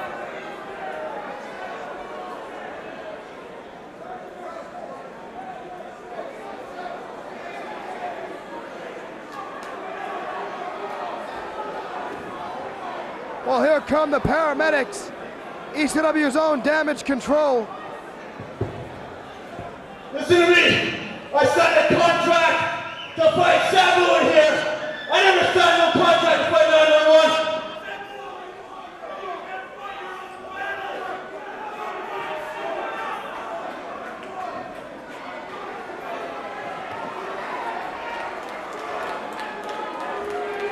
Well, if Sabu cannot continue, we may have no choice but to declare Benoit the winner of the ECW death match.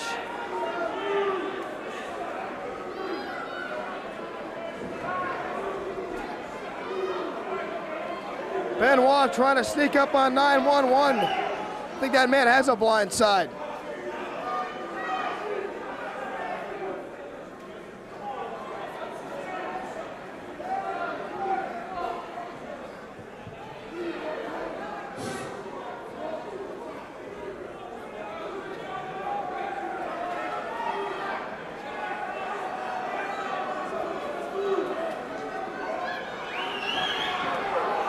Well, Benoit finally got behind 911.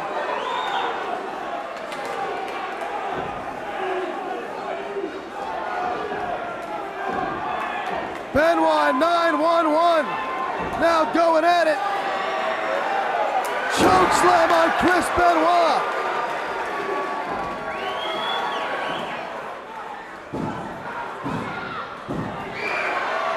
Well, 911 has pinned Chris Benoit.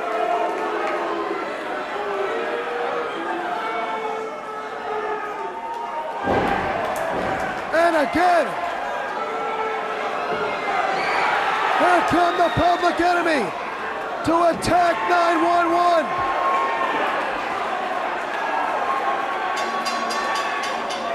Paulie's getting involved. Paulie went after Johnny Grunge. Now Paulie's getting it. Here comes Cactus Jack. Cactus Jack now going after the ECW Tag Team Champions.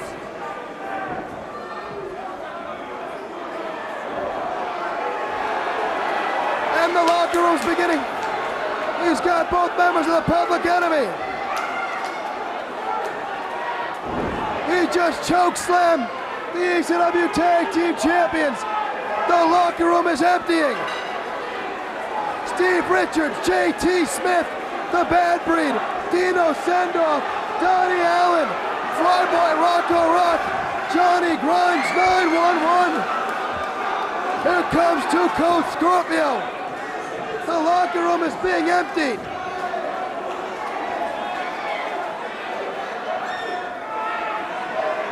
Here comes the Tasmaniac, Hack Myers.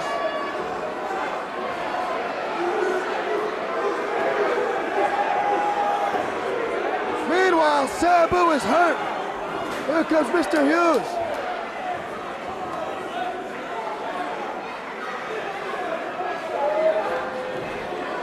We've got a brawl on the outside. We've got a battle royal of sorts. Johnny Grunge goes face first into the far wall. Too Cold is paired off with Hack Myers. Mr. Hughes has got Dino Sendoff. They're brawling all over this building. We told you that November to Remember would be a night you'll never forget. Well, I can't keep track of everybody. We've got 12 guys brawling all over this building. Paulie's attacking the Bad Breed.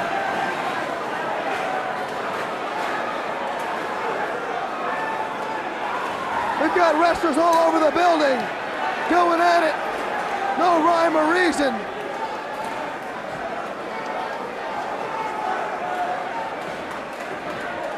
The Public Enemy's back in the ring.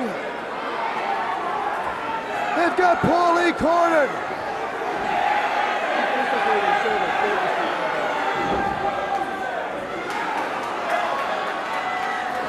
The Public Enemy working over Paul Lee. The Tasmaniac coming to the aid of Paul Lee. I never thought we'd see it. The Tasmaniac. Here comes 911.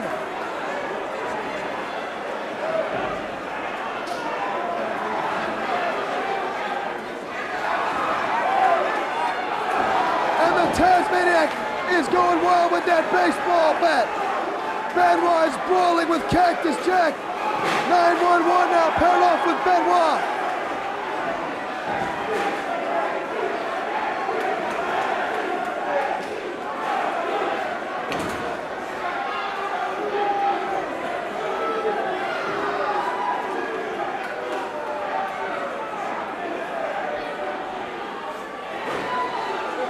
Well, Sabu is unable to continue the matchup legally. Chris Benoit is the winner of the ECW death match. Sabu has been carried out of the arena. Regardless of what happened between 911, Chris Benoit, and every other wrestler who stormed the ring, Benoit is the winner of the ECW death match. Sabu unable to continue. This has been the November to Remember. This is Joey Styles signing off. We'll see you next time, right here at the ECW Arena.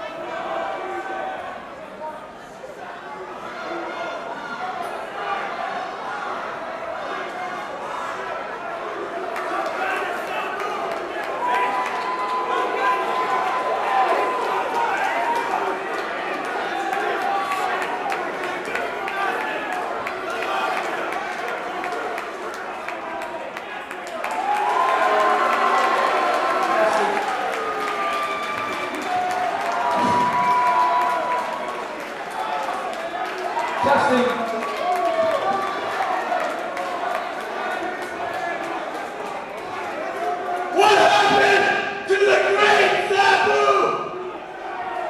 Looks like he can't fight his own battle. Here comes Too Cold Scorpio.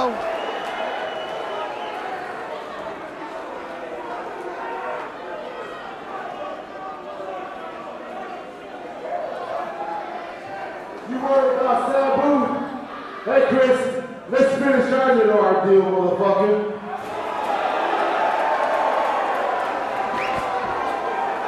I stand corrected. This card may not be over.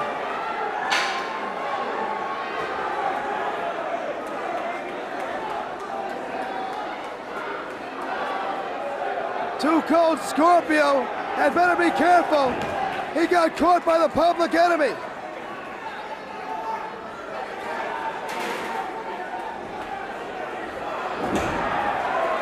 Benoit clothesline Scorpio. One, a powerbomb. Two count only. Scorpio kicks out. Well, this evening is not over. The November to Remember with the bonus matchup. Chris Benoit and Too Cold Scorpio. Snap suplex by Benoit.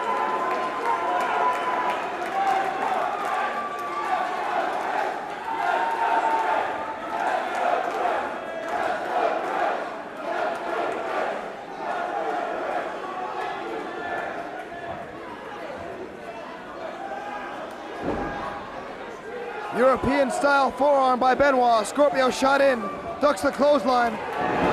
Well-placed crescent kick by Scorpio.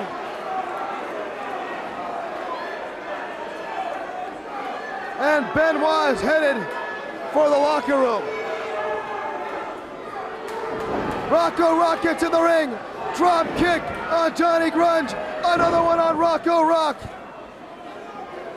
Spinning kick. Two Cone Scorpio has cleared the ring. Back in comes Benoit.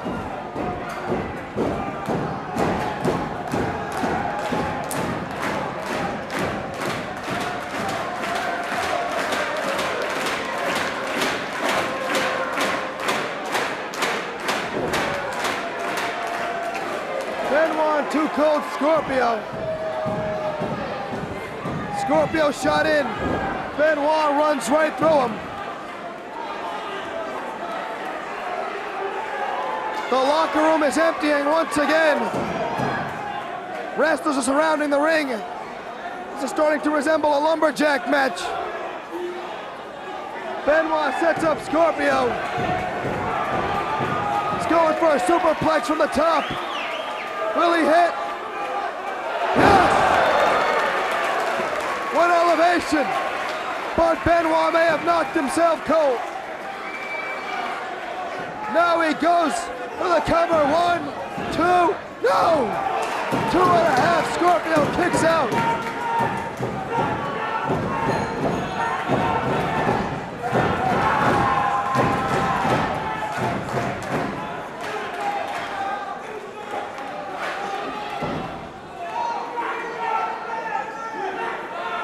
Benoit with Scorpio.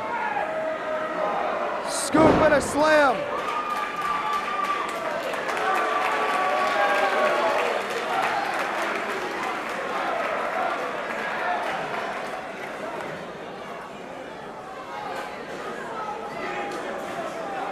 Benoit now setting up Scorpio.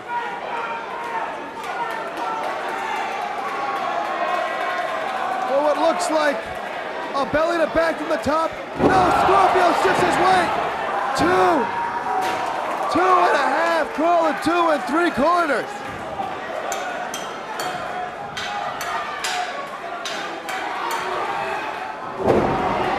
Double underhook suplex by Scorpio and a cover. 2 count only.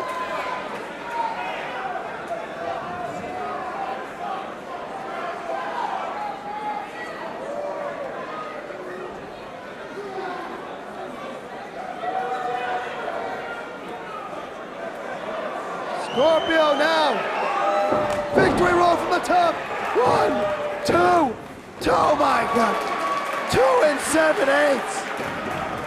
How did Benoit kick out of that maneuver?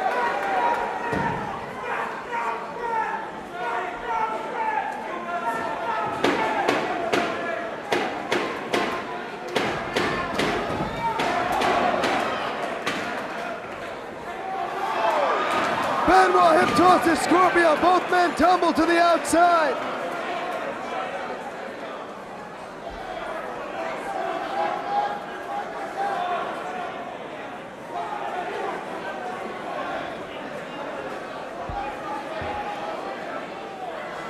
The referee is counting both men.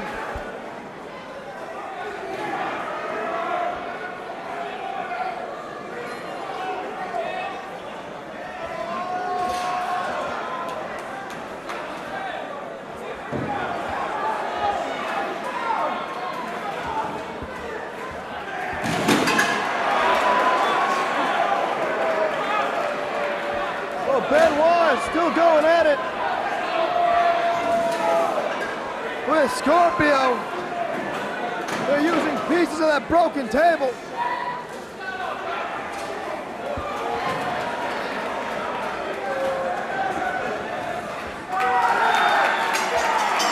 Benoit claiming victory. I don't think this is a sanctioned matchup anyway.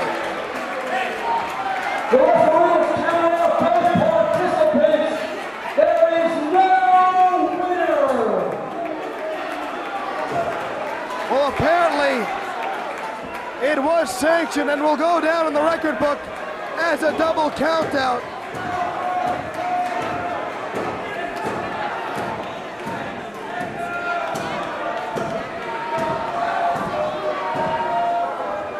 Cactus Jack is back out here with Scorpio.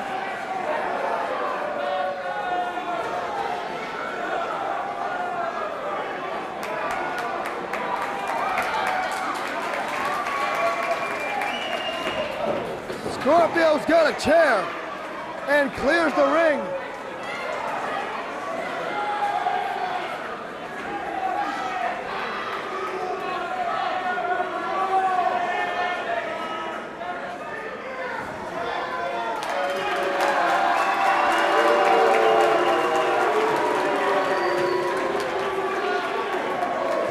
Well, this should conclude.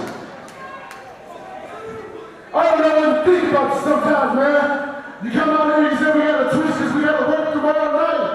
And then you come out here and pour this bullshit. But let me tell you something.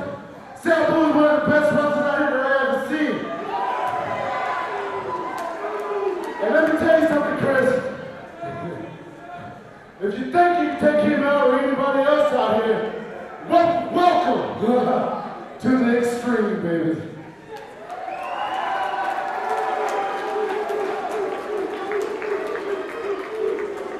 And this should conclude the November to Remember. This is Joey Styles signing off from the ECW Arena. We'll see you next time.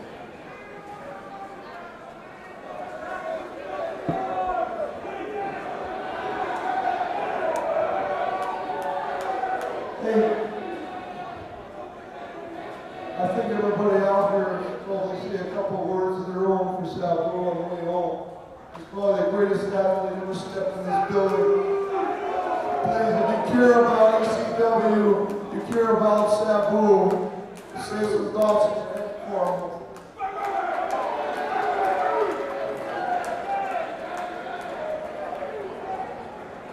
Wrestling fans, it's going to be hard to top this one, but we're going to try it again in 2 weeks, November 19th.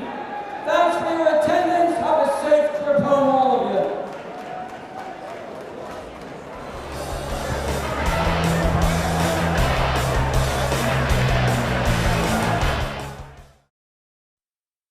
This motherfucker's gonna get my medal.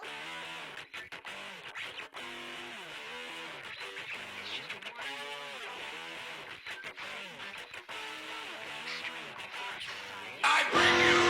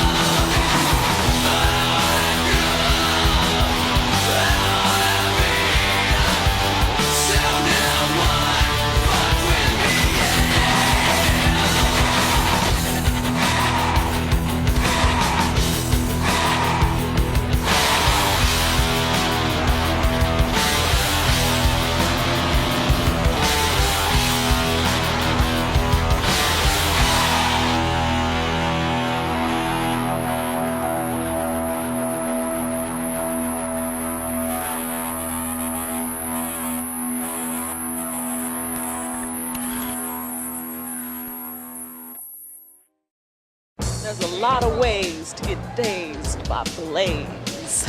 Today on American Gladiators, the stakes are raised as we move into the second round. Her time has finally come. Christy Kropp, the construction worker from Minneapolis, will finally get her chance on the wall. Back home, she practiced again and again on her own homemade contraption. Her opponent, Kimberly Lentz of New York City, is an athlete who always seems to find a way to win. On the men's side, the Battle Cat is back. Cos Worthington, he found out in round one what it's like to get a Gladiator wake-up call. First got hit. Ding dong, you're here. So hold on to your hats. Cos will have to score early and often to beat the explosive Johnny Vineyard. Ladies and gentlemen, from Gladiator Arena in Los Angeles, California, here are your American Gladiators. She's solid gold. Thunder. Sap. Here comes the laser beam. Blade. Nitro. Diamond. Jet Gemini. Ice. Power. The Samuel Goldwyn Company presents the American Gladiators. Let the games begin. Hi again, everyone. I'm Mike Gatling along with NFL Hall of Famer Larry Zonka. Welcome to another edition of the American Gladiators. Today we begin our second round of competition in our first half season. Once again, first and second half winners will meet in our grand championship. And Larry, our four contenders today, Cos Worthington, Johnny Vineyard, Christy Kropp, and Kimberly Lentz. Well, I guess the best way to describe them, they're no longer rookies. No, they've been experienced. More experience means better competition. That means we're going to have a real fight on our hands. Men's first event is the Joust. Johnny Vineyard is up first, an event that he did not do well in the preliminary rounds, but then he drew Nitro. Today he draws Laser. Well, in our men's round, you look at the two athletes. Cos Worthington, the more well-rounded athlete of the two, scores well in the preliminary rounds, does well in the eliminator. Then you go and look at Johnny Vineyard. Does not do well in the early rounds, but comes through with a stellar performance in the eliminator. All in all, the pressure's on him. He must perform in the early rounds to stay in this horse race today.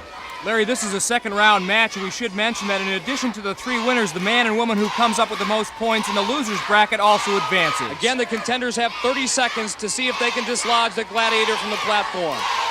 A win worth 10 points, a draw lasting the entire 30 seconds worth 5. Johnny going low and now taking some shots because of it. He goes over to Laser's platform first, so that's an automatic disqualification. No points for Johnny Vineyard.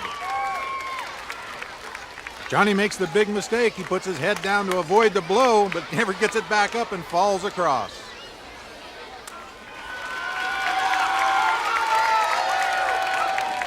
And Larry, they don't cause Cos the Battle Cat for nothing. This man has a third-degree black belt in karate. And we watched him go through his warm-ups in the locker room early on. He gets into it. His hero's Bruce Lee. He's been hanging around out here in Hollywood trying to break into the movies. I don't know how much success he's had with that. Let's see how he does in the joust. Well, in the joust, in the prelims, he knocked Laser off in 6 seconds or got Laser disqualified. Cos Worthington likes close quarters and doing battle. Let's see what happens here.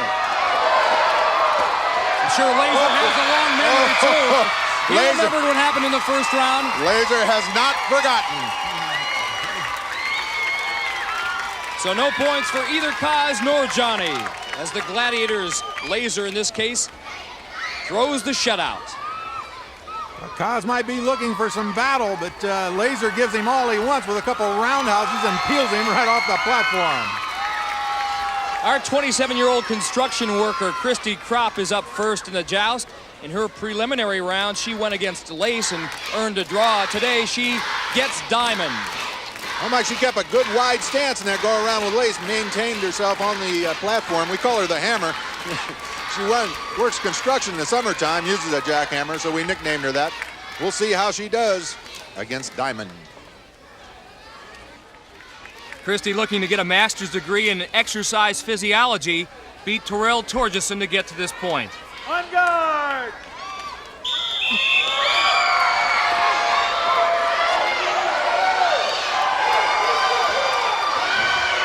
Diamond, the early aggressor now. Christy coming on a bit. tough event, Mike. Not only do you have to deliver and receive the blows, but you have to maintain your balance up on that platform. Oh, she had Diamond up on one leg. Diamond's about to go, but she's regained her balance. Now Christy in trouble. 6 seconds left.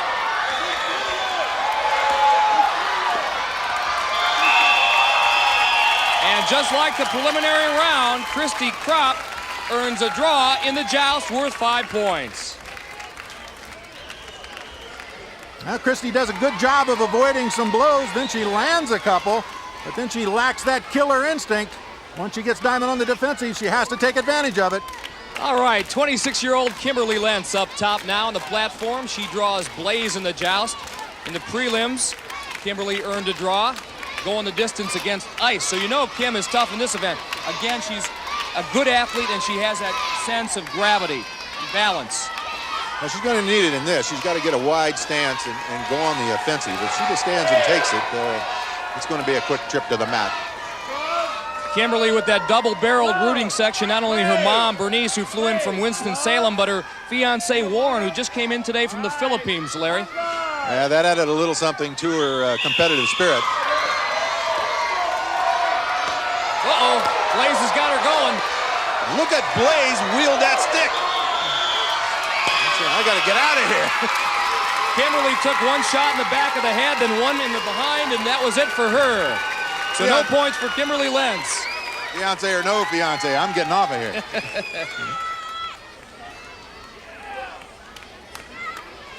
So the joust is now history, and after one event, Christy Kropp with a 5-0 lead over Kimberly Lentz. Back in the locker room, well, Gemini is all business, and why not? Hang Tough is next. Stay with us as American Gladiators continues after this.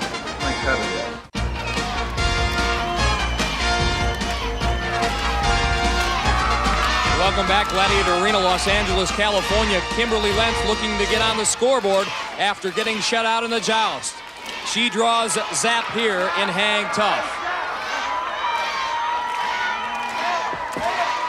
In her preliminary round, Kimberly faced Ice in this event and lasted 38 seconds before being pulled off the rings. And in the rings, if you make it across, it's 10 points. And if you hang tough, 5 points. Ready! Waiting in the wings, looking on intently, Christy Kropp. She's up next.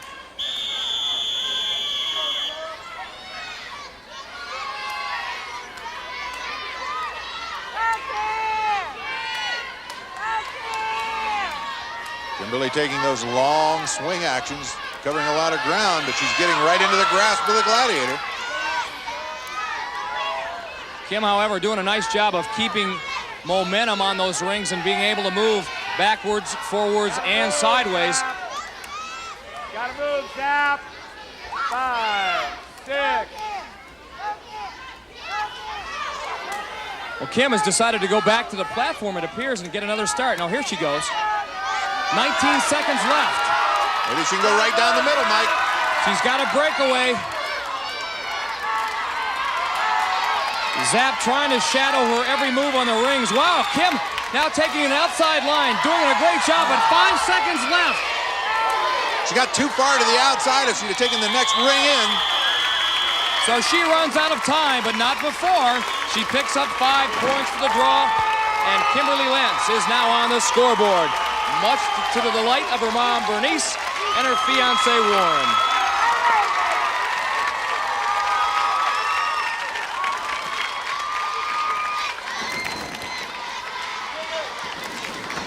In her preliminary round matchup, Christy earned a draw against Ice. This time she gets to face Zap. Ready!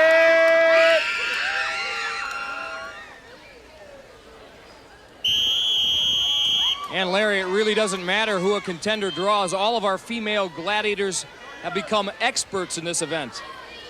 Zap a little more frisky than usual. She was down there grinning, talking to the audience. Pretty confident. Still relatively new, but really has taken to this event. Ooh, close at hand. Dangerous move. Christy actually batted Zap's legs away from her for a second, Now she's pleading with her, please don't take me down, please. Christy would have to hang on for 20 seconds. It's a long time. There she goes.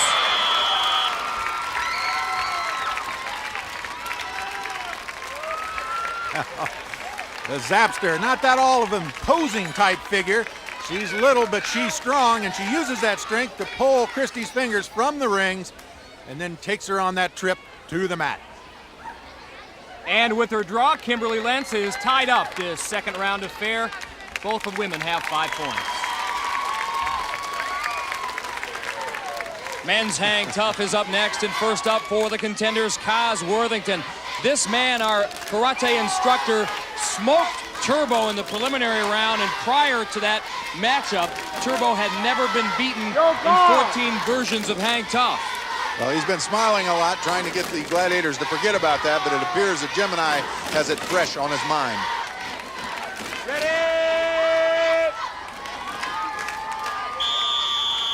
Referee Larry Thompson starts the match.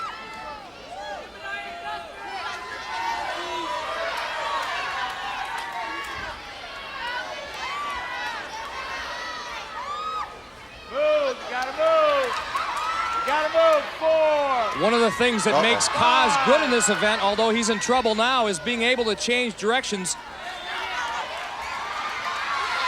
Now he's found a ring, and here he goes. He's making trying to break away. Some desperate grabs there, trying to get out of the clutches of Gemini. 25 seconds left on the clock. Let's see what happens. He's got a good opening. He's got good momentum. One at a time. He went to the outside. That could cost him for the platform. 13 seconds left. He may have to make a bold move right here. Let's see what happens. 5 seconds left. Oh! Kaz Worthington runs out of time. You can see the anguish on his face, but he does earn 5 points for the draw against Gemini.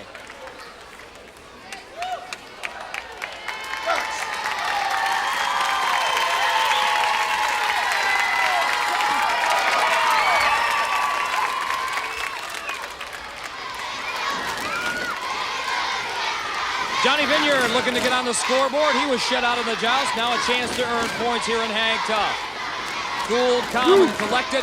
By contrast, Gemini, the gladiator on the platform up there, a picture of determination. Gemini with that determined look on his face. He's getting pretty good at this, Mike. He likes this particular event. Johnny's on his way. Now Gemini gets started.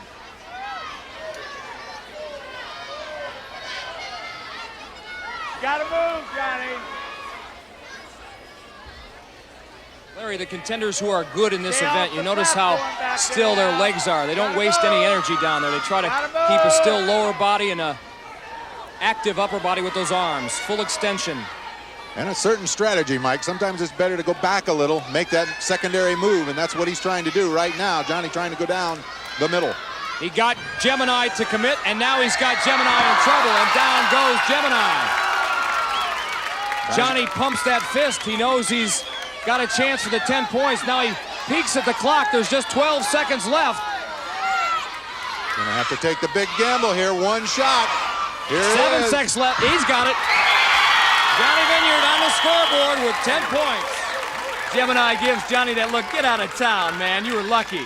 But with that effort, he takes a 5-point lead over Kaz Worthington after 2 events. In a moment, we're going to introduce you to our newest gladiator. Beware of the power of Tower. He's getting pumped up for Swing Shot. That's next.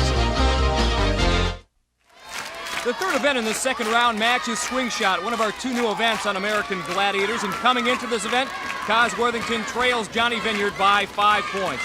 Both the contenders attach the bungee cords. There you see Johnny on his tower. And they'll be dealing with a real tower here, the Tower of Power. 6'6", 275, the newest member of our Gladiator team. He'll be joined by another big man, Thunder, and also Nitro. In this event, the contenders have 45 seconds to spring from their towers, leap from the floor using the momentum of the bungee cord, then grab one of the yellow, blue, or red balls, come back to the floor, and spring back to their tower and put it in the scoring pod. The scoring for this event has been upgraded. Yellow's worth 1, blues 3, reds 5. Contenders ready. Johnny in the lead right now, 10-5 over Kaz. 45-second time limit in this event. And a big get-together. Kaz comes away with a blue ball, 5 points. Johnny was right there too, but he lost control of his ball. Kaz now gets a yellow one, and so does Johnny. Here comes Kaz again with the yellow ball. Kaz just giving this thing a workout. He's grabbing that bungee cord like Tarzan grabs his vine. Tower with a nice block on Kaz. Here come all 3 Gladiators. 10 seconds to go. Johnny's got a blue. Right now it's all tied.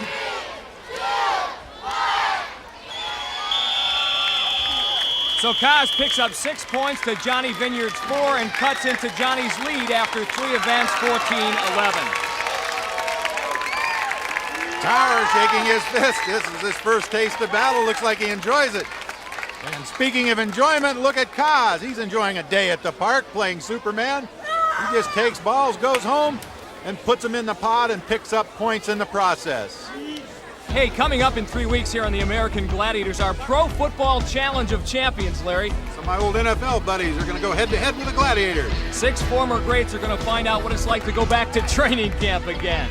Well, the women are up next. Christy Kropp and Kimberly Lentz tied at 5 after 2 events, and they're set for swing shot. Christy, with her credentials as an All-American track and field athlete to the University of Wisconsin, Kim Lentz beat Jill Schenk to get here to the second round.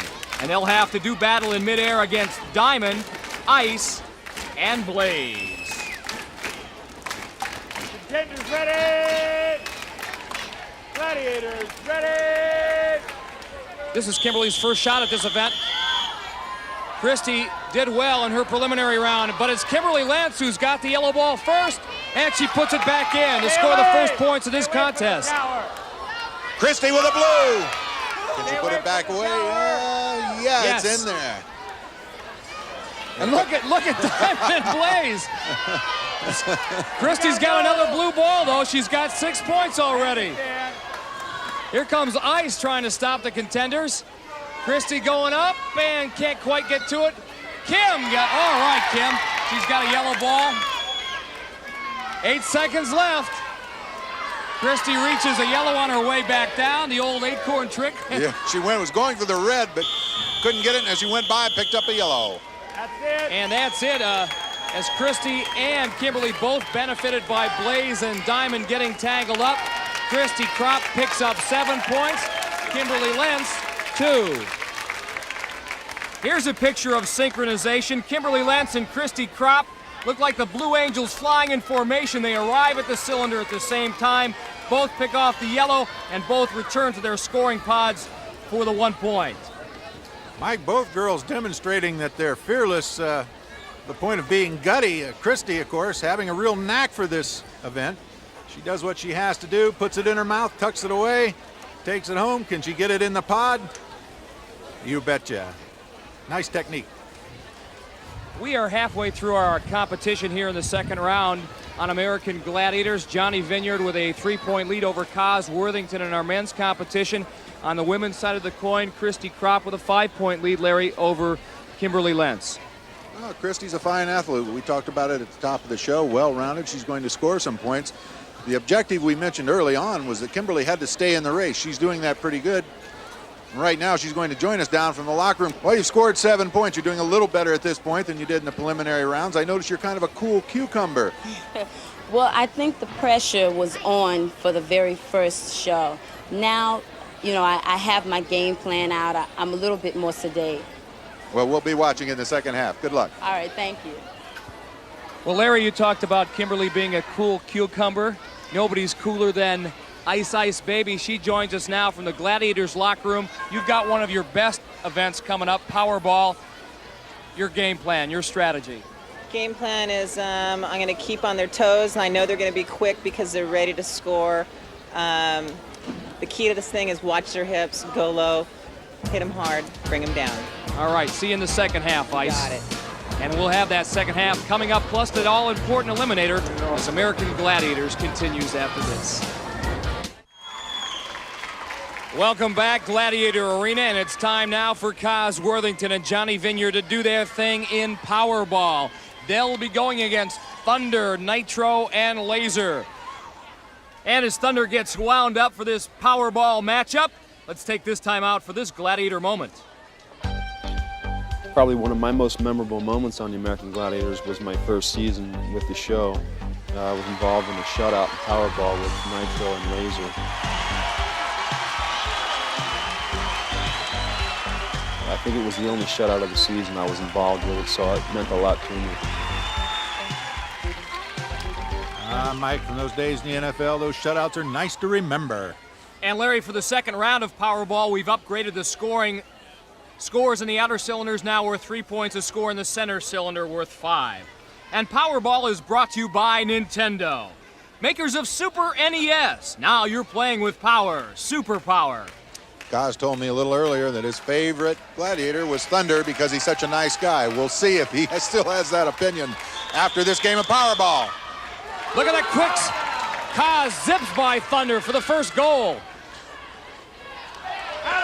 Puts a nice move on Laser, but Laser doesn't buy, pushes him out of bounds. Kaz again in one of those outer cylinder, and Johnny scores as well. 30 seconds left. Whoa! Kaz had Laser completely faked out, dropped the ball.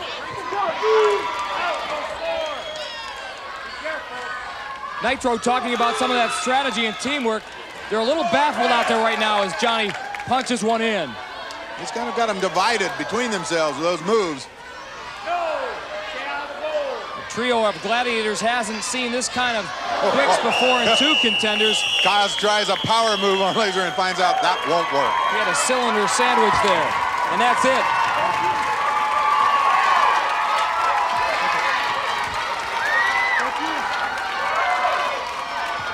Larry, early on anyway, it was a pair of nasty linebackers, but two very swivel-hipped halfbacks. Well, Mike, yeah, that worked.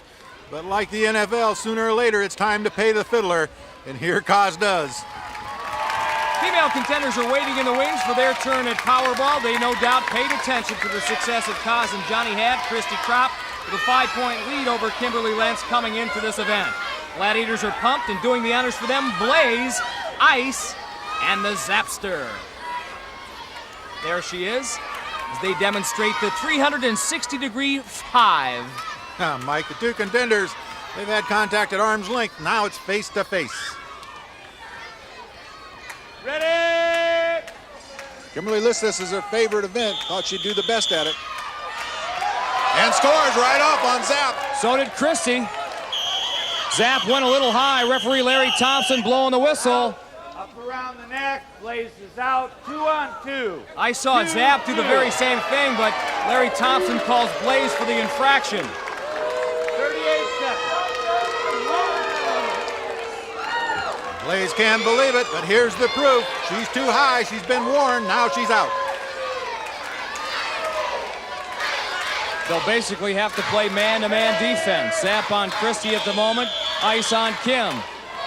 Christy goes for that center pod and gets past Zap and gets it. Again in this second round of competition, goal scored in that center cylinder worth 5 points. Kim having a field day on the outside. Stay down, stay down. Ice takes Kimberly down. Christy's going to put a move on Ice. Whoa. Had a serious move. Situation where she couldn't decide whether to go for that center cylinder or take the outermost one. 10 seconds to go. Zap trying to wrestle Christy down. She is so strong, though. Went right for that center cylinder. A big score there. Again, Christy goes to the outside, and that's it. But what a match between Kimberly Lentz and Christy Kropp. Let's add it all up. Powerball, a much tougher game for the Gladiators when they were reduced to 2 defenders. But look at the power of Kimberly Lentz. Ice taking her on, but Kim blows by her. Gutty performance by both girls, but here you see Christy got a few more bruises in the contact. Larry, Christy got bruises, but she also shook free to the tune of 25 points. Kim picked up 9, and after 4 events, Christy with a 37-16 lead. Stay with us. Atmosphere is next. Welcome back to Gladiator Arena, Los Angeles, California. The women set to go in Atmosphere. You want to do the crisscross thing? And like, Certainly. Do you want to go first this time? Yeah, okay. All right. Ice and Diamond discussing a little strategy. It doesn't always work in this event, but there is strategy involved in Atmosphere, Larry. Yeah, there's also a lot of strength involved. Those pods are very heavy, Mike. They go about 225 pounds apiece. You need powerful legs to handle that. Well, we know Christy Kropp has powerful legs. She was a scoring dynamo in the first round. And there's Kimberly Lentz loading into her Atmosphere. 21 points down. She's going to have to get her act together very quickly, or she's going to wait forever in the Eliminator. And standing in her way, Diamond. She's ready to go. Atmosphere is brought to you by PB Max, a real peanut butter snack. And for Atmosphere here in the second round, the scoring has been upgraded. Each goal now worth 3 points. Contender have 60 seconds to score as many times as they can by rolling their Atmospheres over one of 4 numbered scoring pods. Diamond and Ice set to go, and here they come. Some thunderous collisions coming up. Contenders take the outside. Diamond and Ice actually going for Kimberly Lentz, and they both missed.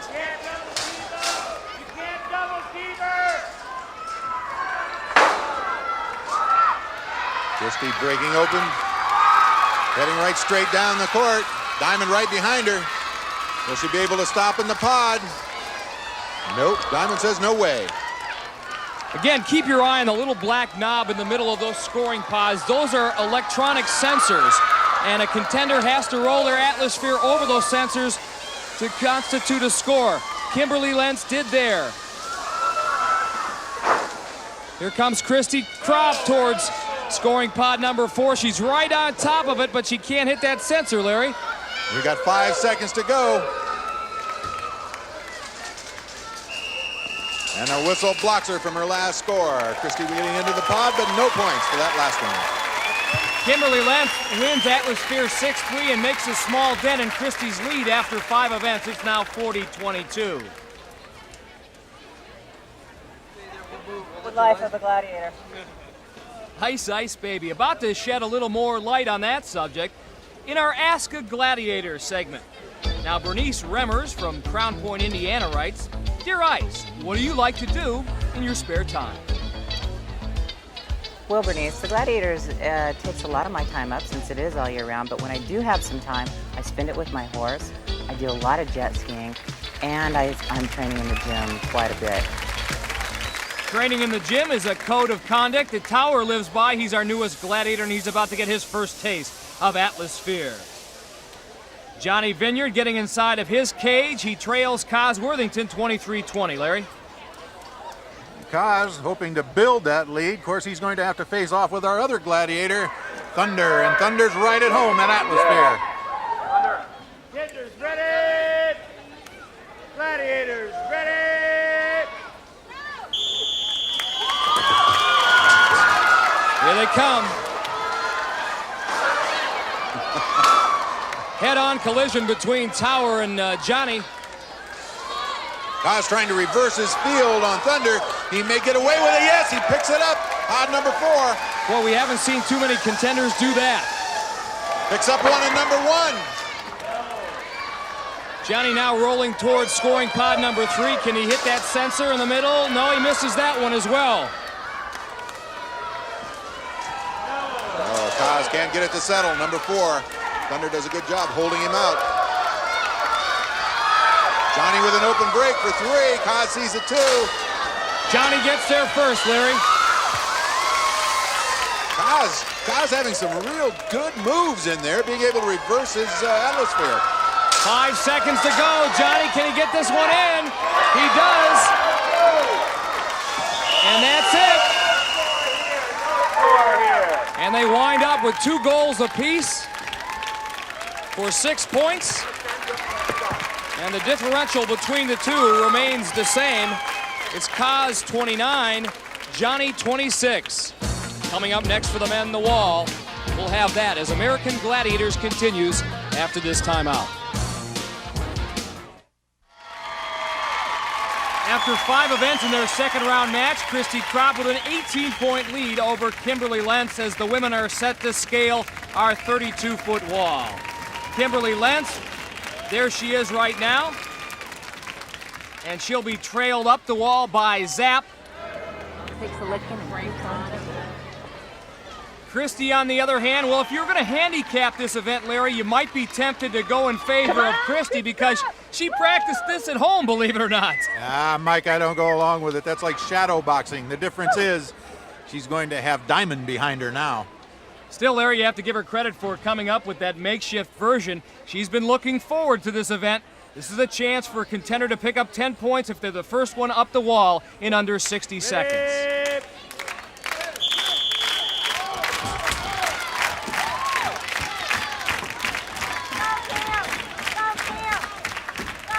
You can hear Bernice, that's Kimberly's mom, yelling, "Go Kim, go Kim." You noticed how the contenders all have a sudden burst of energy when they hear those gladiators hit the wall behind them, Mike. And that's the key thing, they hear them coming, they can't see them coming. Oh, Christy goes off. Now if Kimberly lands, boy, this would be a big point swing for her going into the final event, the Eliminator. Zap is a hold of one of her toes. Kimberly pulls away. So close again. She's going to have to make a dive for it. She's got a lot of time left. Come on, Kimberly, hang on. Finally, she does it. What a big point swing for Kimberly Lentz. War is mine. I told you the wall was hers. I told you the wall was hers. Kimberly, talk about coming through in the clutch. You trailed by 18. You needed the 10 here in the wall, and you got it. Terrific job. Oh, thanks, Mike. I love this wall, and this time I was determined to take it. Yeah, what were you thinking about what happened in the prelims, not making it by 2 seconds? Oh, Mike, that hurt me so bad, and I know I can finish it. So this time, I had some time to spare so I could sit down, take a nap, you know. All right, Kimberly, now the scary part. I want you to look down into the audience and wave hello to your mom and fiancé. Nice work. Thanks, Mike. Well, the men are up next, and this is Johnny Vineyard's last chance before the Eliminator to catch Kaz Worthington. There's a look at Johnny. He'll be followed up the wall by Gemini. Yeah, baby, yeah. Gemini pumping himself up. Johnny and Kaz have been very evenly matched so far. A look at Kaz. He'll be followed up the wall by Nitro. Kaz, as we know, a very focused individual. What else makes him tick? Let's find out. He's intense. He's driven. He's one of a kind. He's Kaz. The 26-year-old from just up the Hudson River in New York is, among other things, a student of the martial arts. He's a third-degree black belt and trains like there's no tomorrow. I love to punch and kick harder than anyone else. And I challenge people of bigger sizes. I bet I can punch harder than you. In his real job, Kaz operates a computer 8 hours a day. His saving graces are his office annex and the boombox he keeps right under his desk. Music is my life. Well, one of the major aspects of my life. And anything that's important to me involves music. But Kaz always has an eye on the future. This man is a philosopher and an idealist at heart. As silly as it might sound, I would like to change the world somehow. Kaz, let me tell you one thing. It doesn't sound silly. Kaz taking the big leap, starting with a big chunk of the wall. Again, the contenders given a 10-second head start. Johnny wasting that. Having trouble early on, but there he goes. He's got a great reach. Look at Kaz. Gladiators well back in the competition. It's just whether or not Johnny's going to be able to make the move and pass Kaz. Oh, Kaz comes off the wall. Big opening for Johnny. 30 seconds remain, Larry. Well, he's getting crossed up. Both hands on the same grip. He's going to be in trouble here. Scaling this wall a little bit like solving a puzzle. You always search for which grip is the correct one to hold on to. Down to 12 seconds. He hoists himself up. He's done it. Yeah, buddy. A big 10 points for Johnny Vineyard. He trailed after 3 events, and now he has the lead back again, 36-29. Mike, Johnny Vineyard's definitely a happy camper. He sees an opportunity here when Kaz goes off the wall, but he gets a little crossed up. He gets both hands on one grip, and here he's literally hanging on for dear life. But it seems like when the odds are the toughest, that's when Johnny comes through. He gets himself loose and hoists himself up to the top and picks up the 10 points. For Kimberly Lentz and Christy Kropp, well, the odds in the next event will be plenty tough. Stay with us as the Eliminator will decide everything. Welcome back to Gladiator Arena, Los Angeles, California. And the question of who advances to the semifinals will be answered in the Eliminator. The women are up first. 26-year-old Kimberly Lentz of New York has been excellent in the 6 prior events, but Christy Kropp has been just a little bit better. As a result, Christy will have a 4-second head start in the Eliminator, an edge to be sure, but not much of one. Here's Larry at the start line with Kimberly. Larry? Kimberly, been a rough day. You've been behind a few times, but you had a superb effort on the wall, brought you up close in points. You're looking at a 4-second deficit. Can you come from behind again? Well, Larry, I think we've been here before, and I was behind before. It ain't over till it's over. All right, good answer. Good luck. Thank you. Kimberly managing a smile despite the huge obstacles she's about to face in the Eliminator. One of those obstacles, the hand bike. Should Kimberly or Christy fall from the hand bike, they'll be detained by Diamond and Blaze in that penalty pit for a total of 10 seconds. Above the tower in the final straightaway, Ice and Zap. You go on my whistle. You wait for second whistle. Goes to the line, please. Women's speed, Chip.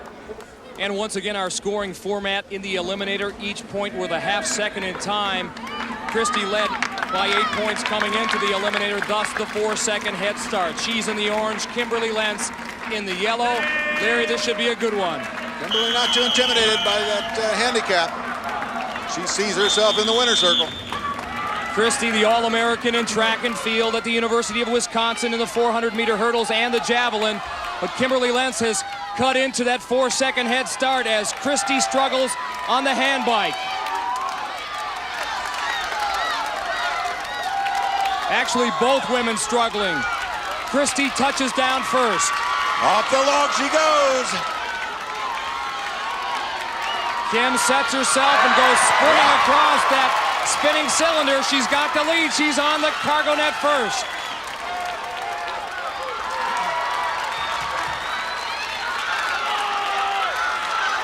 We have seen so many contenders lose time on the cargo net. But Kimberly Lentz has made it to the top first. How much energy does she have in reserve? Here she comes down the zip line. The 2 walls will tell the tale.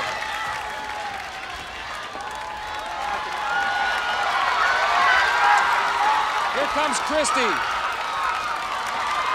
Kim already over 1 wall, now the second.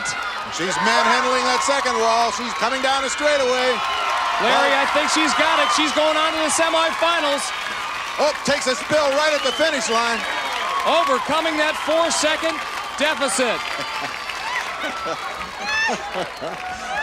It ain't over. It ain't over till it's over. You did a great job, kid. You've been behind several times today. Superb effort on the wall. Superb effort on the Eliminator. Thanks, Larry. Thanks a lot. It was tough. Christy is a great competitor, and I'm glad I met her. She's a really nice person. Well, congratulations. Revel in your joy because you are going to the semifinals. All right. Got a happy gal. Back to you, Mike. Larry, you can bet that Kimberly's mom, Bernice, who flew all the way from Winston-Salem, North Carolina, and her fiancé, Warren, who just came in today from the Philippines, are mighty happy as well. Also, our congratulations to Christy Kropp. She led after each event prior to the Eliminator. However, her effort just came up short. That's the way it goes here on the American Gladiators. Well, the men are up, and we'd be hard-pressed to come up with a better matchup than the one we've had between Johnny Vineyard and Kaz Worthington, 2 superb athletes who have gone back and forth in the 6 prior events. Now, Johnny's 10-point effort in the wall has given him a 3.5-second head start. Not a very big lead when you're going against the battle cat, Kaz Worthington. Larry, I know you're with Kaz at the start line. Kaz, you're a battler. We call you the battle cat. You've been through it, thick of the hunt. You're still in it. You got a 3.5-second handicap. What frame of mind's that put you in? I don't care. I don't care. It's me against this apparatus. I'll do it. I'll be carried out of here because I'm going to give it everything I've got. Okay, we can't ask for much more focus than that. Good luck. Thank you. What an intense individual, laser-like concentration. Now in the men's eliminator, should either Johnny or Kaz fall on the hand bike, they'll be detained in a penalty pit for a total of 7 seconds. Doing the honors here, Laser and Gemini on the tower above the final straightaway, Nitro and Tower. Johnny Vineyard in the gray, Kaz Worthington in the blue. And Mike Kaz has had that kind of focus all day long.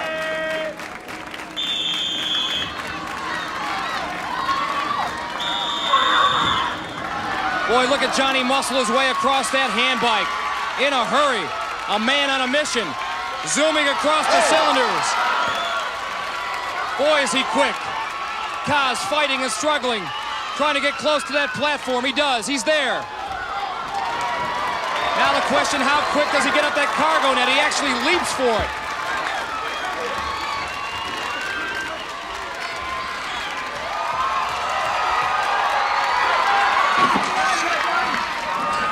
24-year-old Johnny Vineyard, the construction worker. 2 walls to go.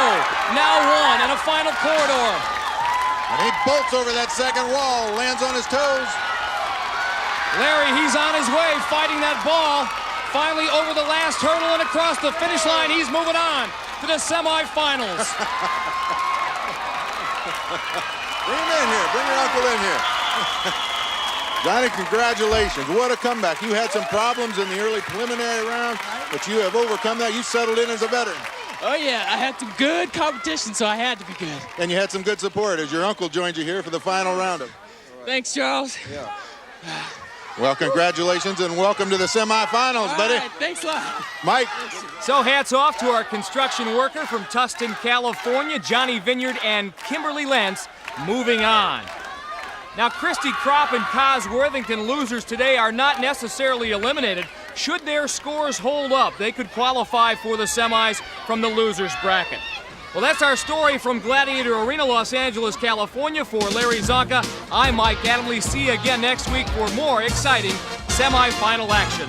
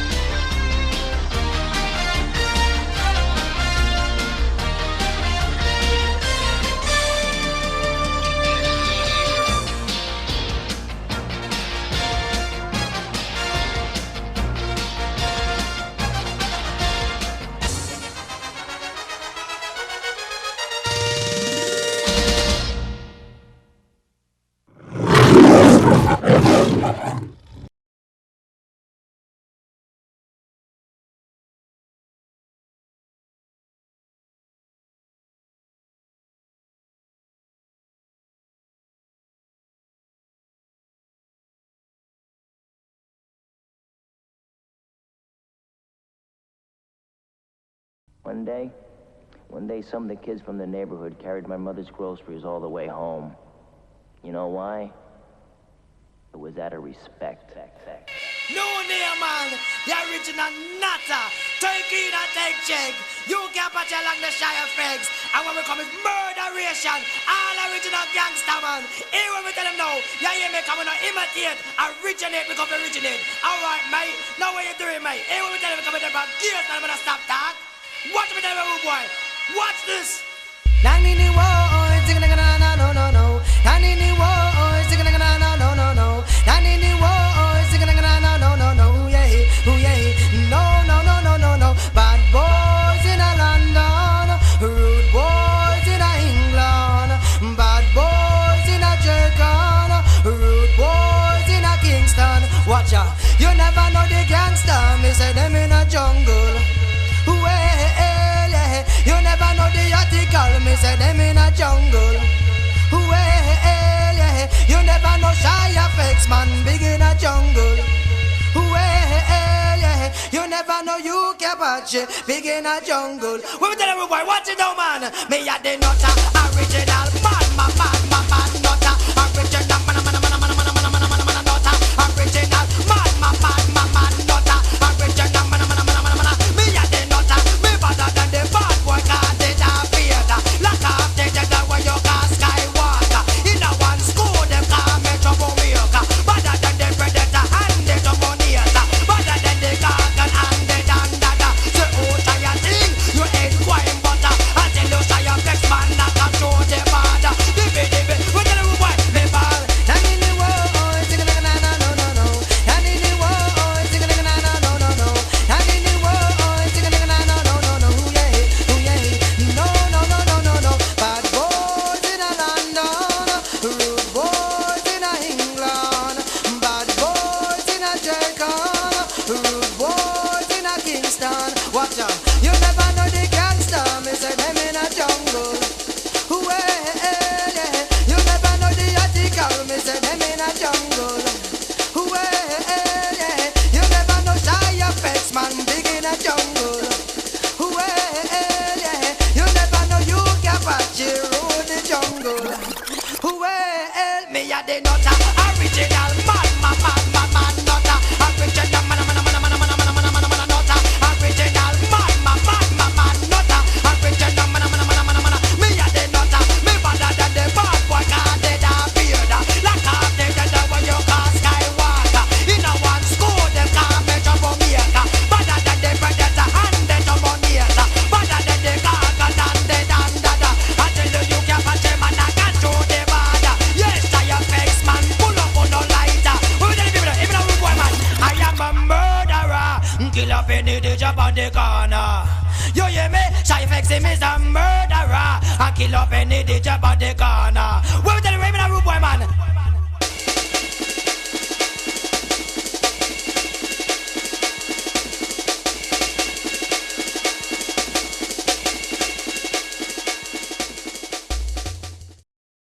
From Universal Studios, Florida, it's WMAC Masters. An Olympic gold medalist takes on the reigning WMAC champion. It's Olympus versus Turbo for the Dragon Star, today on WMAC Masters. They're the world's greatest martial artists competing for the ultimate prize. Olympus, the Machine, Superstar, Red Dragon, Great Wolf, Tiger Claw, Panther, Tsunami, Star Warrior, Turbo. Their quest, reach full dragon belt, then go for the Dragon Star itself. The World Martial Arts Council presents WMAC Masters. It's a big day here at the WMAC Arena. Hi everyone, I'm Shannon Lee, and this is a special Dragon Star Championship edition of WMAC Masters. The audience today is comprised solely of recruits from the WMAC Academy, dressed in their various warrior outfits. Some of them will take part in the Dragon Star match between reigning champion Mike Turbo Bernardo and Olympus Herb Perez, Taekwondo's 1992 Olympic gold medalist. We'll also Man, if I had Herb's gold medal, I would never take that bad boy off. Never? I'd wear it in the shower. Wait a minute, Herb, come here a second, man. Do us all a favor, man. Lend this guy your gold medal, seriously. Why? Because Chris needs to take a shower. No way, man. What's wrong with you? Well, I wish I could, but I don't have it anymore. What do you mean you don't have it anymore? Your gold medal's gone? Well, not exactly. Eric and I were in this WMAC Kicks, Drugs, and Violence.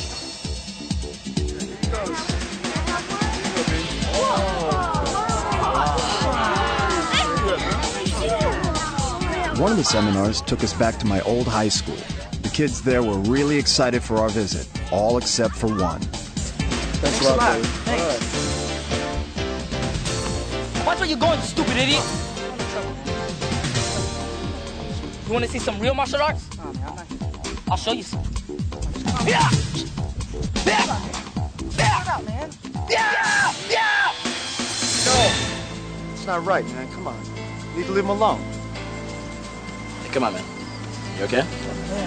Come on with me. Something about that kid reminded me of myself at his age, before I got my act together. It was this very school that helped me turn out all right. So while I was back in town for the seminar, I wanted to somehow show my appreciation. You know him as one of the WMAC masters, but he also has a college degree and is a lawyer. And I am proud to welcome back the most distinguished graduate from Memorial High School, 1992 Olympic gold medalist, Herb Perez. Thank you, Mrs. Stanton. None of my accomplishments would have been possible without the tremendous support and education I received right at this school.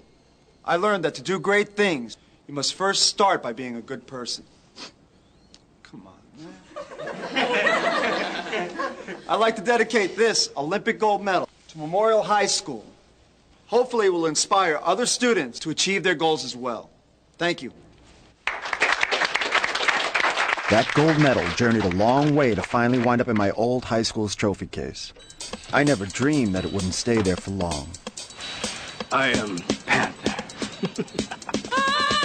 Eric and I put together a program that encourages students to stay off drugs and respect each other. And to start it off, the Panther Goes Wild. It captured the complete attention of everybody. Well, almost everybody. That kid may have known some martial arts moves, but he certainly wasn't a martial artist. Hey, Mr. Stanford, it's great to be back. Thanks for letting us get our message out to the students here. Yeah, Herb. Well, it seems that your message isn't sinking in with everyone. Your gold medal, it's been swiped. What? How? Are you guys ready for Olympus? I went to show it to some of the faculty, and it was just gone. Let's make some noise. Let's get him out here.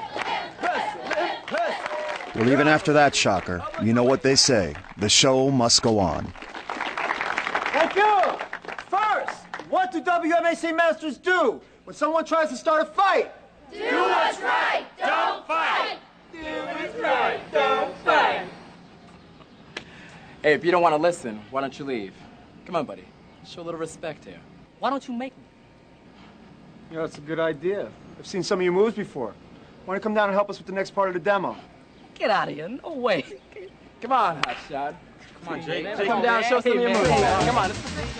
Let's give this guy a hand, everybody. Come on.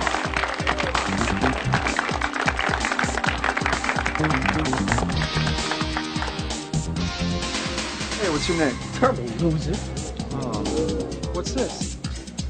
It's a cigarette.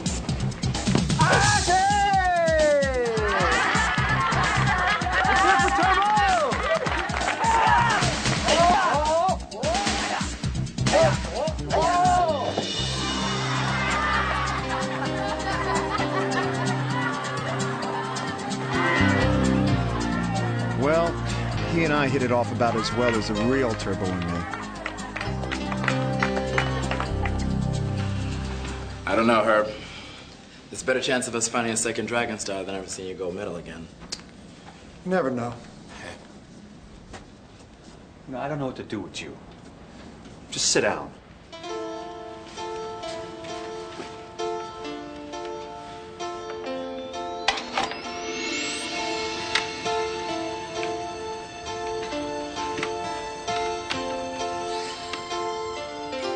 You know, we have a lot more in common than you might think, Turbo.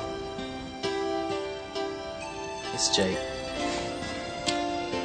It's teachers like Mrs. Stanford who helped me focus all my energies on doing the right things with my life. You're a really talented kid, Jake.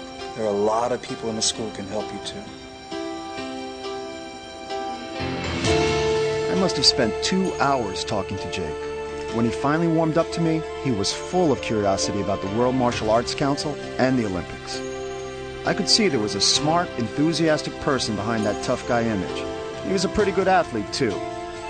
But I wasn't sure if he really believed that it was possible to change his life for the better, the way that I did.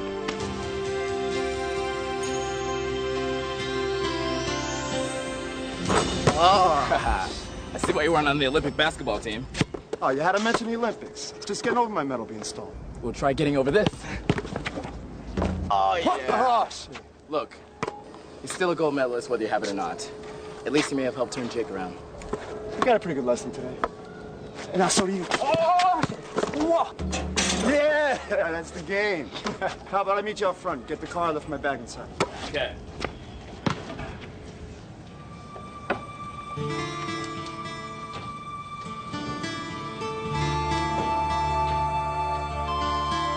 My gold medal never meant more to me than at that very moment. Not because it was back, but because of who brought it back.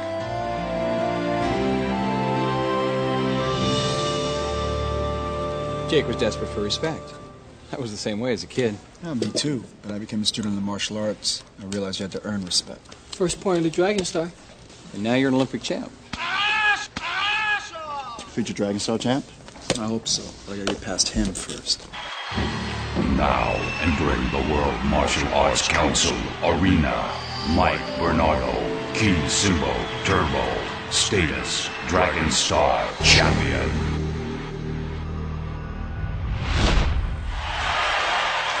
On this day, by mandate of the World Martial Arts Council, Turbo must again prove himself worthy of the Dragon Star.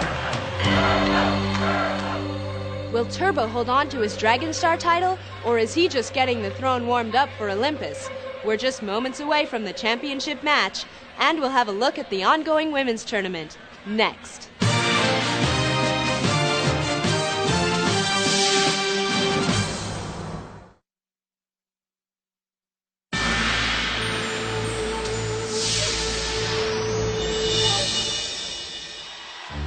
At the WMAC Arena, final preparations are being made for the Dragon Star match between Turbo and Olympus.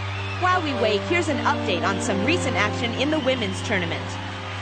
Christine Rodriguez, Lady Lightning, Martial Arts Discipline, Kenpo, Dragon Belt Status, 8. Murmur Chen, Princess, Martial Arts Discipline, Wushu, Dragon Belt Status, 3.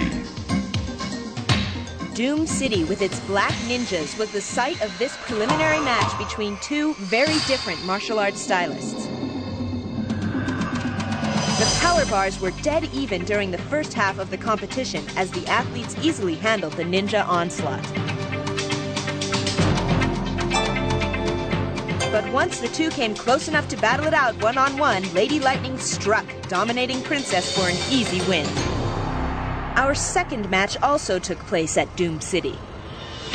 Baby Doll, Martial Arts Discipline, Kickboxing, Dragon Belt Status, 7.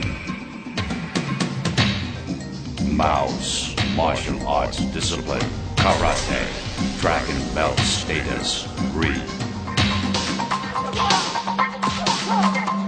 Throughout the match, Bridget Riley was in top form, but Michelle Krasnu had to struggle hard against the ninjas. By the time Mouse met Baby Doll head-to-head, she didn't have much left.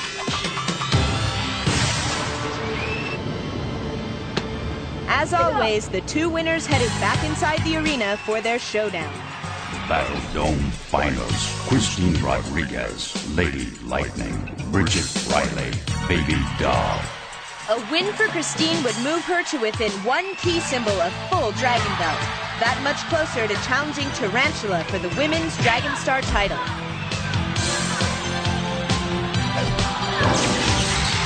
Zero, 1. Baby Doll took the early lead, but Lady Lightning countered with 2 quick scores of her own. This action took place with less than a minute to go. 2-2. After tying the score, Baby Doll fell behind when 2 ninjas knocked her into the dome.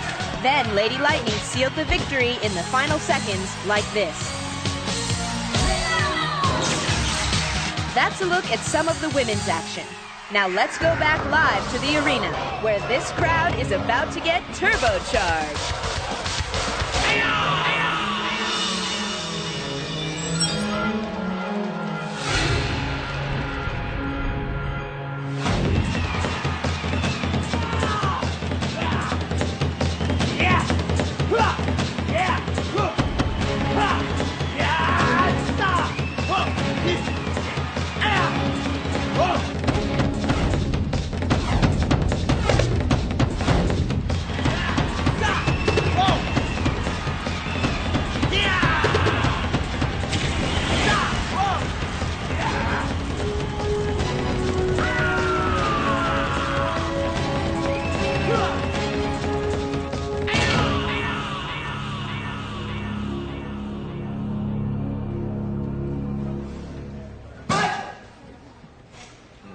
Did you just see that? Turbo just burned Olympus's key symbol. That's typical, Hosan. Herb, did you just hear what I said? He burned your key symbol. So what? Ow! So doesn't that burn you up inside too? Ow! Herb's got a plan, something out doing with, something big. So what do you have in mind exactly?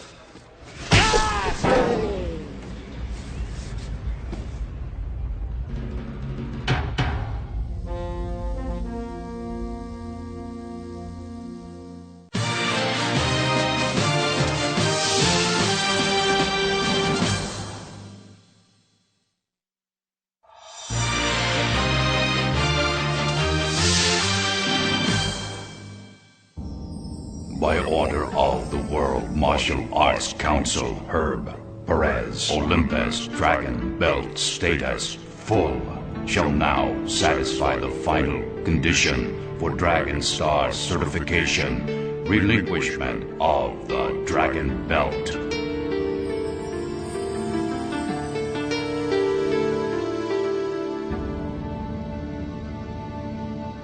Olympus will now perform a demonstration of Taekwondo, and rumor has it that he'll be using some of Mike Bernardo's very own turbo staffs. Olympus, begin.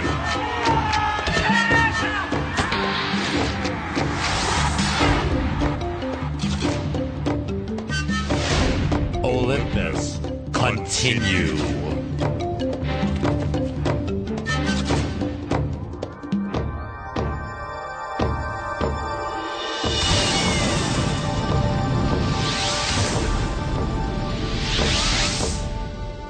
Olympus, finish it.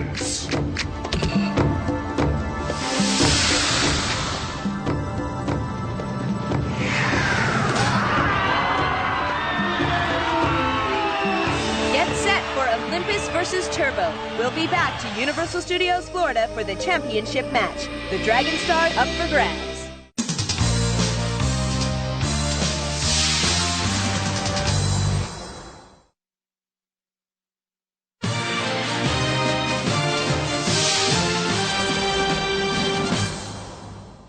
Welcome back to the WMAC Arena. It's the moment we've all been waiting for. Who will be crowned the world's greatest martial artist?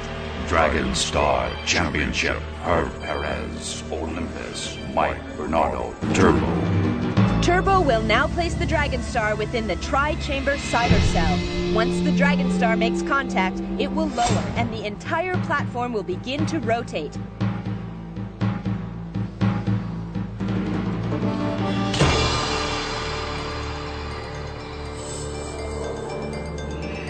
The Dragon Star will not rise out of the cyber cell again until there is a winner.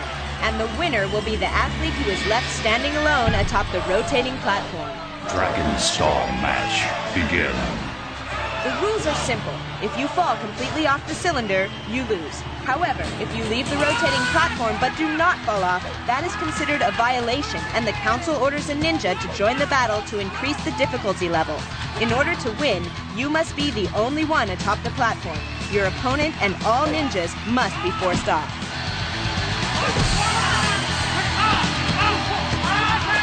Violation, Ninja 1, engage.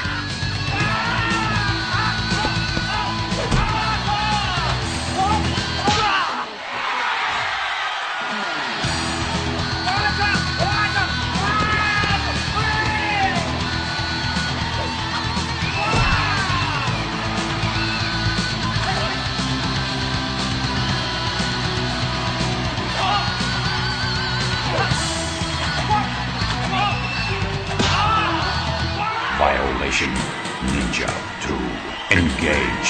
Swinging from the chains is part of the strategy and is not considered a fall. But if you land on the pads at the base of the cylinder, you're out of the match.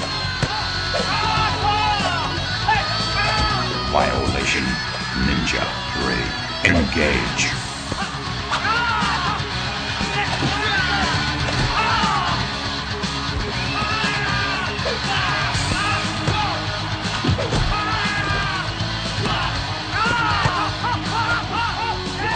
Violation, Ninja 4, engage.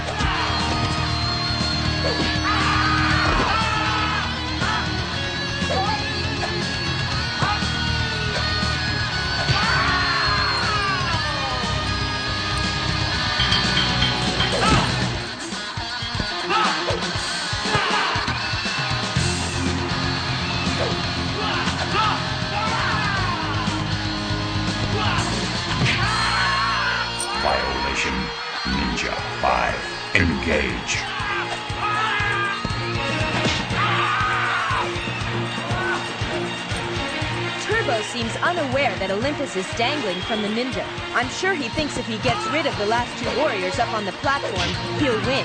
And he may, if Olympus can't hang on.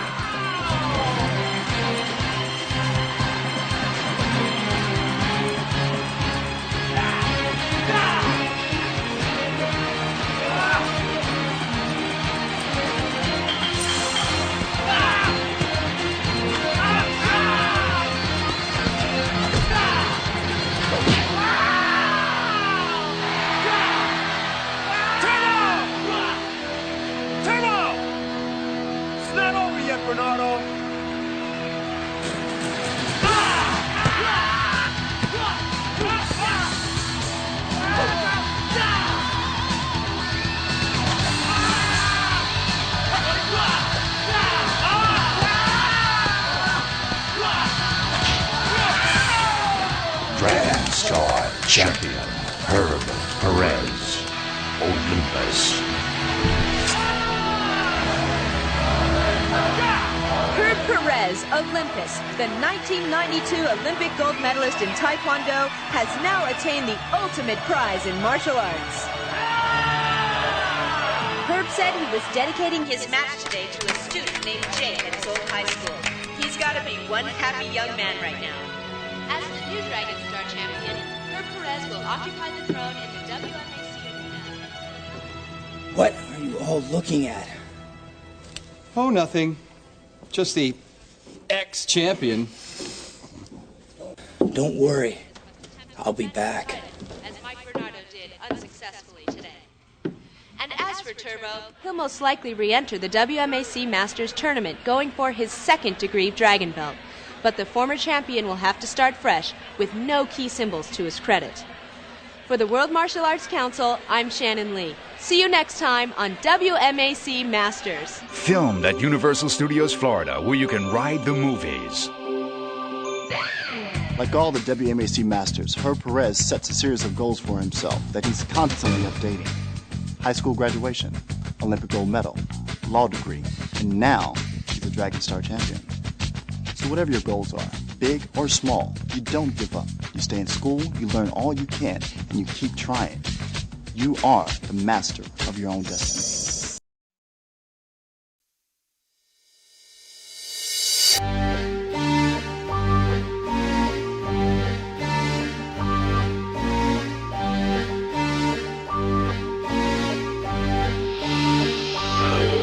One shot heard around the world, gonna bring it to a head. We're gonna show the world that it was once said. Whatever the cost, we will never surrender, leave a banner no loss. When the rich wage war and the patriotic whores dig their own graves for their own sake, another casualty, another travesty, another motherfucking German shepherd crawling with his teeth, stepping big, slamming, smack, grabbing, kicking when the banks drop. Boom, boom! But to Zulu, I'm here to say fuck you! I had a bad day. When the angels hurt. When the angels hurt. When the angels hurt. When the angels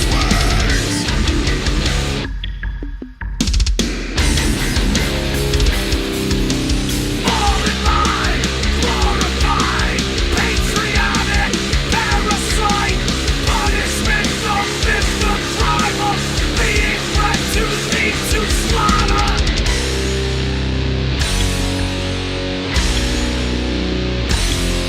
One shot heard around the world, gonna bring it to a head. We're gonna show the world that it was once said. Whatever the cost, we will never surrender, leave a banner no loss. When the rich wage war and the patriotic whores dig their own graves for their own sake, another casualty, another travesty, another motherfucking German shepherd crawling with his teeth, stepping back, slapping, smack, grabbing, kicking with the banks drop. Boom, boom! Alpha to Zulu, I'm here to say fuck you! I had a bad day.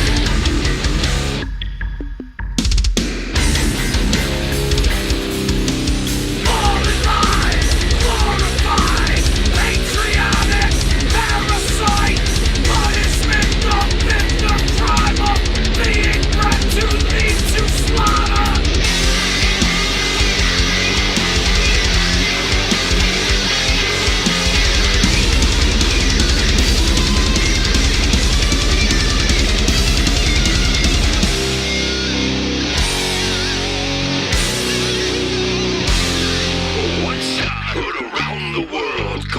it to a head. We're gonna show the world that it was once said. Whatever the cost, we will never surrender. Leave a banner, no loss.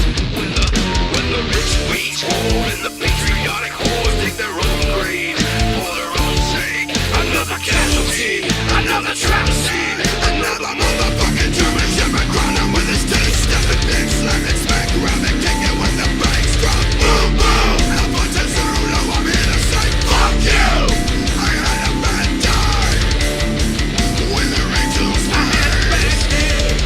When the angels raised. When the angels raised. When the angels raised.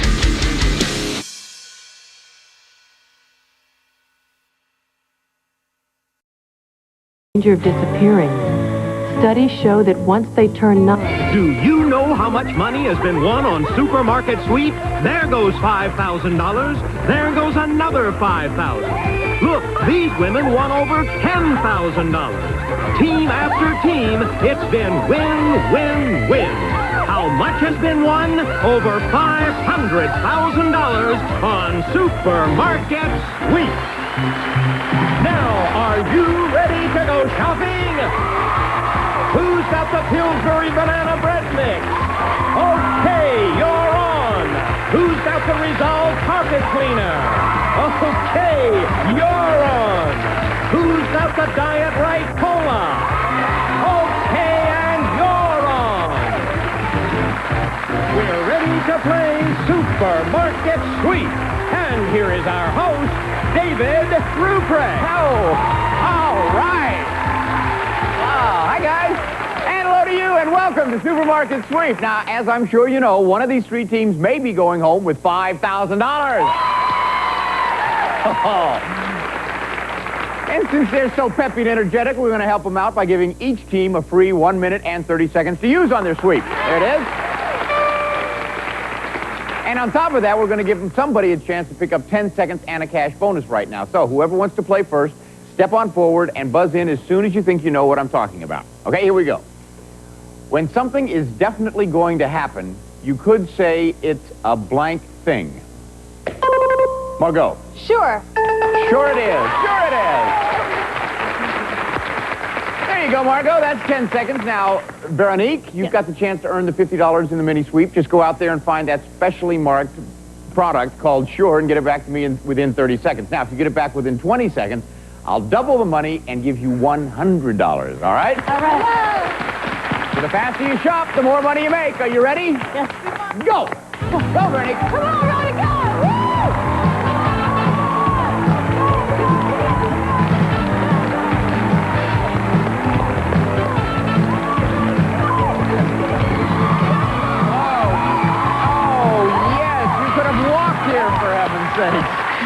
It's specially marked, it's Sure, it's worth $100 added onto your sweep time. Congratulations, Veronique. All righty, let's see who else we have playing. Boy, this is exciting so far, isn't it? It's going to continue to be exciting the whole game. Cheryl, how do you know Mike? He's my best friend and my husband. Oh, which one of those jobs do you like best, Mike? Oh, I like the husband part. Good for you. What are you doing now, Mike? I'm a fire captain here in Southern California. Boy, thank you. Thank you for doing that. How about you, Cheryl? I attend college in the high desert, and I work in a restaurant part-time. Okay, great. Now, Kathy, how do you know Mecca? I gave birth to her. Yes, what are you doing now, Mecca? I'm a student at Grambling State University. Where's that? It's in Louisiana. That's right, Louisiana. And what are you studying? I'm majoring in law. To be a lawyer? Yeah. Great, great. And Kathy? I'm a supervisor at Screen Actors Guild. All right, Veronique, how do you know Margot? Margot's my sister. Oh. Margot, what are you doing now? Well, I'm a hairdresser, and I'm a wife of 2 years. And Veronique? I'm a homemaker, and I'm also a part-time student. Studying? Elementary education. Great. Okay, you ready to play the game? Yeah! Okay. Then let's give the first players a chance to earn some extra seconds, which means that Veronique, Cheryl, and Kathy will see you all in just a little bit. Okay, now for you three, take a look at this. These are a series of blank spaces representing the number of letters of a product. What I'm going to do is give you a clue as to what that product is, and then I'll reveal the word one letter at a time, starting with the last letter. Okay, hands on your buzzers. Here's the first one. Now, there are 8 letters in this word. And the clue is British cupful. S, G, N, I, N, I, W.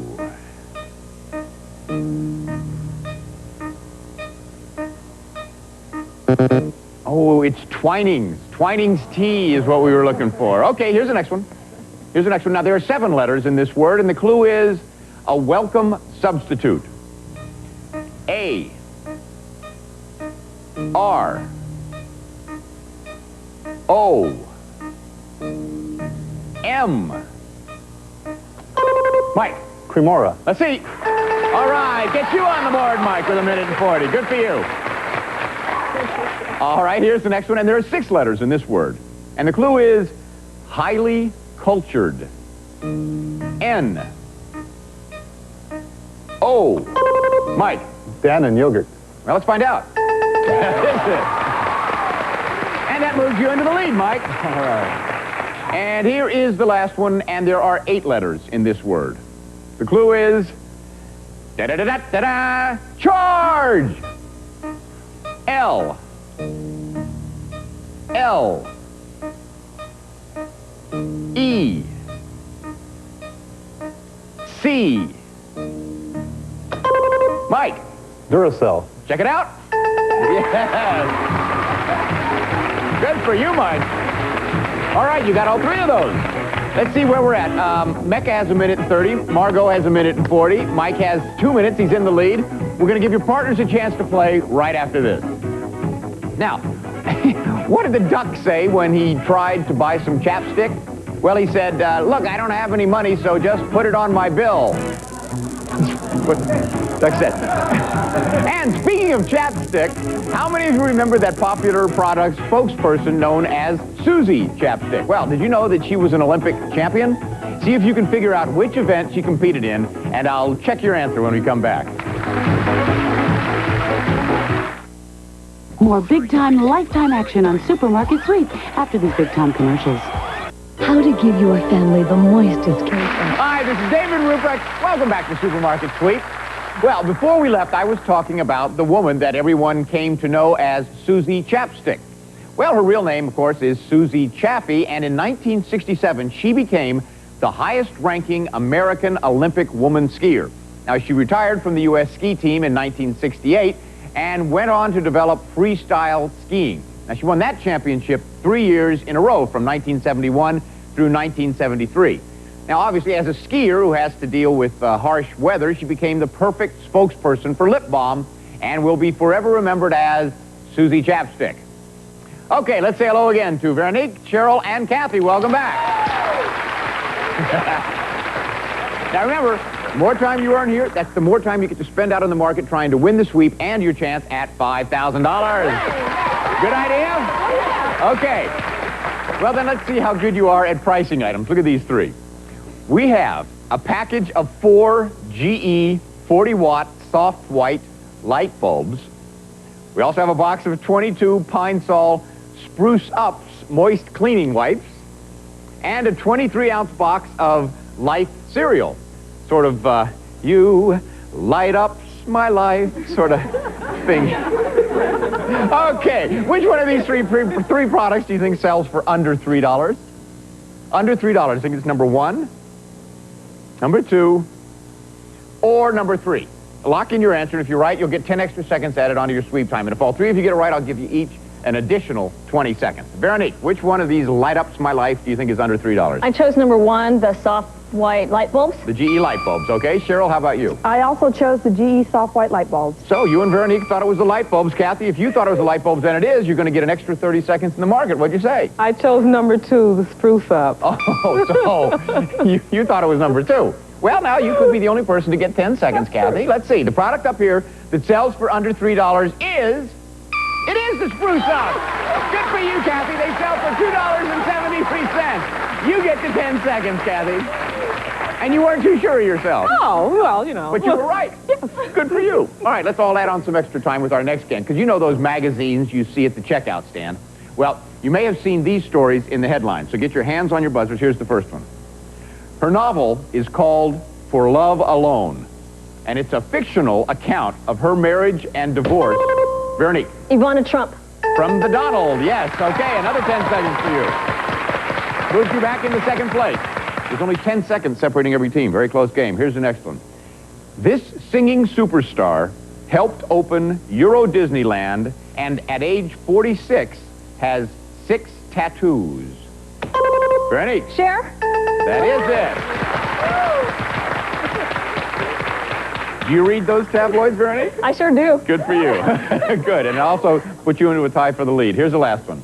Now, it was reported that this star turned down an offer of $6 million to do the sequel to Pretty Woman. Cheryl. Julia Roberts. Of course. There you go. Boy, it's still a close game. We've got Kathy has 1 minute and 40. Veronique has 2 minutes. Cheryl has 2:10. Let's get your partners up for the round robin game. Okay, now here's a chance to really add on to your sweep time because the round robin has a total of 6 questions, giving you the chance to earn up to 60 seconds. Partners, you stand by. You're going to be up next. What I'm going to do is show you a scrambled-up word of an item or a brand name that we sell out here in our market. And I'll give you 3 clues relating to that product. Hands on your buzzers. Here's the first one. Horrible. Veronique. NyQuil? Let's see. Yes, change. Very good. Here's the next one. Dublin. Season. Margot. Irish Spring. Let's see. That's it. Okay, change. And that moved you into the lead. Here's the next one. Easter. Marshmallow eggs. Veronique. Brock's. Let's find out. Yes, James. Ooh, you guys are good at this one. Here's the next one. Strips. Out. Mike. Ragu. Let's see. No. Ouchless. Bandages. Mecca. Curate. Let's find out. Yes, okay, James. And the next one. Tiny. Oh, Veronique. Mini bun. Let's see. Yes. Okay, James. And with such authority. Here's the last one. Italian. Classico. Olive oil. Bertolli.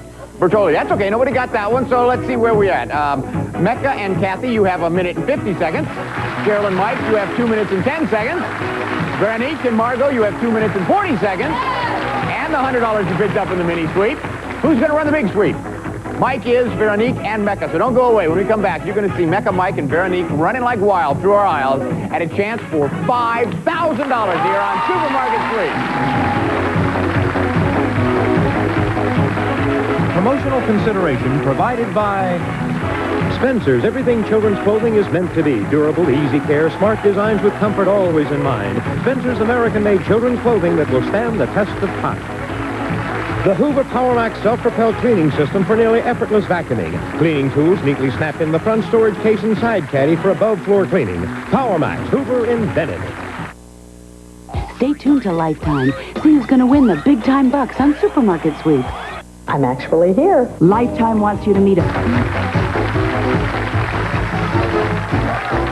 We are back, and it's time for the big sweep. Okay, team number 1, Veronique and Margot, you have 2 minutes and 40 seconds, so you start first. Cheryl and Mike, you have 2 minutes and 10 seconds. And Kathy and Mecca, you have 1 minute and 50 seconds. All right. Just look out there. Everything in our supermarket is yours. You take whatever you want and throw it in your cart. Now, listen very carefully. I'm about to give you the Supermarket Sweep shopping list. As you know, if you bring back all 3 of these items, you'll pick up an additional $250. Yeah, they are. Listen carefully. Hydrox cookies, Planters cheese balls, and Star-Kissed tuna. Now, during the sweep, you're also going to hear my voice come out over the loudspeaker. Listen very carefully right then, because that's when I'm going to announce the manager's special. We now have a display at the front of the store loaded with all different kinds of products. Well, 3 have red stars on them, and that is the manager's special. We're only allowed to have 1 of those to a customer, but you find one, and it's worth $200. As As always, the team whose runner sweeps up the most money in merchandise and bonus prizes wins the game and the chance to go for $5,000 in cash. Okay, runners, get ready. The clock is set at 2 minutes and 40 seconds. That's when Veronique will take off. On your mark. Get set. Go! Go! There goes Veronique on her sweep. She has a big lead in time, so let's watch her shopping technique. Oh, that's different. Run backwards. Well, it doesn't matter how you get there. The whole idea is to grab expensive products and grab them fast. Guess who has her eye on Veronique? Cheryl of Team 2. Is she asking her husband, Mike, maybe we should start with the beef? Well, Veronique is way ahead of them, and now she wants turkeys. But her time alone in the market is about to end, and Team 2's time in the market is about to begin. Well, what do you think? Will Mike head straight for the beef just like Veronique did? Sure looks like it. And with good reason. Our shoppers know that these prime cuts of beef are worth up to $28 a piece. Check out Team 3, and mother and daughter seem to agree. And while Veronique starts grinding a bag of coffee, just what did mother and daughter agree on? Let's watch Mecca and find out. Sure, look for the Star-Kissed tuna on the shopping list. But it's a small can and not easy to find, so it's time to move on. Mecca figures it's worth stopping here, though. Look what she's going for, big bags of rice. She knows they'll add up very nicely at the checkout counter. The last time we saw Veronique was at the Millstone coffee grinder. And now her patience pays off, and she wraps up a $100 bag of coffee and moves on. I wonder if she knows there's a shopping list item a few feet away. The Planters cheese balls. They're behind her next to the potato chips. Haha, now she spots them and gets a can. And that's not all she spots. She sees a bonus. It's a giant package of Wrigley's gum. What's Mike been up to? Getting an armful of Old Spice cologne, throwing him into his cart and heading into the deli section. That's where Mecca is, and both of them want the same thing, giant $19 salamis. And from $19 to $200, here comes the manager's special. Attention shoppers. The manager's special for today is pedigree dog food. Mecca heard the manager's special, however, she decides to keep shopping. But I see another shopper heading straight for it. It's Mike. Remember, if he wants $200 added to his store, he has to find one of our Red Star cans of pedigree dog food. And he's got one. Here comes another shopper. It's Veronique. Now she wants to find the manager's special. Look what Mike's found. A bonus St. Bernard. But back to Veronique. And look, she also finds the manager's special. That's $200 added to her store. Meanwhile, the audience sees that Veronique hasn't forgotten the shopping list, and she hasn't. She spots the Star-Kissed tuna. Look at Mecca trying to find the third Red Star can of pedigree dog food. Look at Veronique. She gets the Hydrox cookies to complete today's shopping list. But now the real drama's back at the manager's special. And you know what? Mecca's found it, but she can't get it back in time. Okay, that's it, everybody. Come on back. Thank you, Johnny Gilbert. All right, the official checkers are standing by. Just a few seconds. We're going to find out which one of these teams has the highest total and then gets the chance to go for the $5,000 in cash. It's out there hidden behind a product, just waiting for him, so stick around. If you would like to be a contestant on Supermarket Sweep and will be in the Los Angeles area, call area code 213-960-2444. Promotional consideration provided by... From Vitec, the Intraderm facial massager with heat open skin pores to drink in moisturizers and creams. Great for facials and relaxing face and neck muscles. Available through catalogs or in fine stores. Hoover's Brush Vac, cleaning efficiency in a handheld vacuum with power-driven agitator and the easy empty dirt cup collection system that eliminates vac bags. Hoover invented it. Stay tuned for more big-time doohickeys on Lifetime Supermarket Sweep. To make any dessert taste better. Okay, welcome back, and this is the moment of truth. The checkers have already entered all of the merchandise into the registers. All that's left is for us to hit the total buttons and find out who won the big sweep.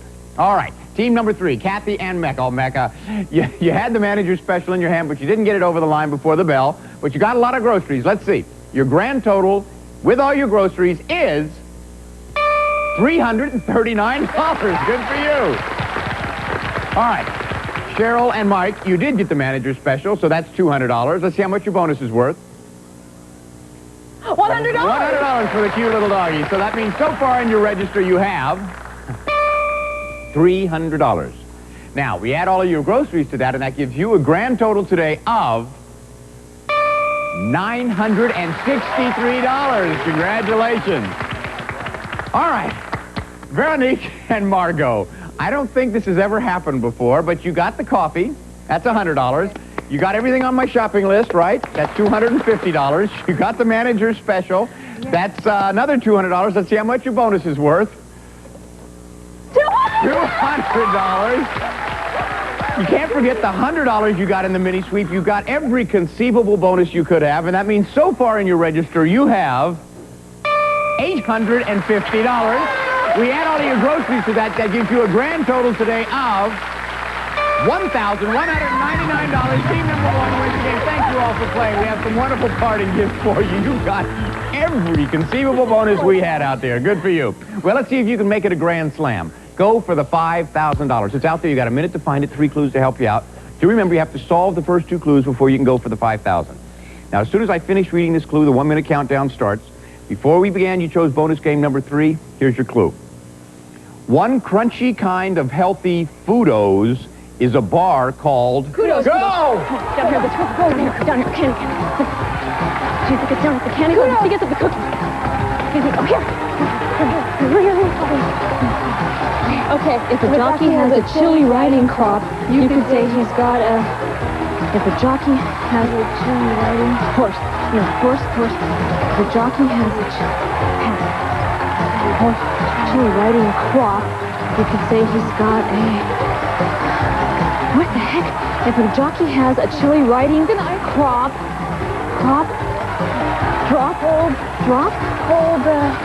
chili riding crop, but it's a horse. It's not a horse.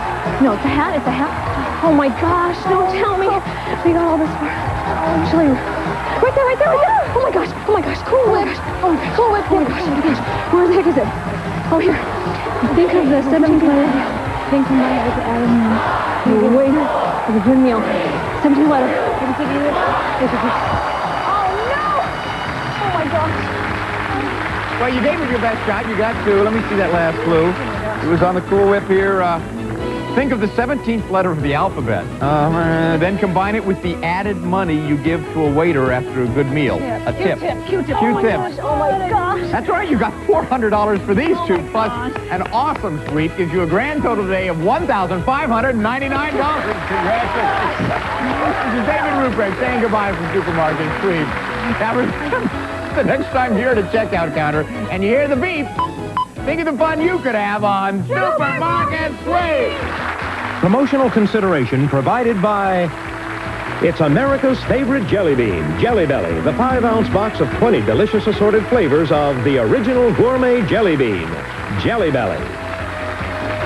The Salad Shooter Electric Slicer Shredder from Presto shoots right into your bowl for great salads, desserts, pizzas, and more, fast and easy.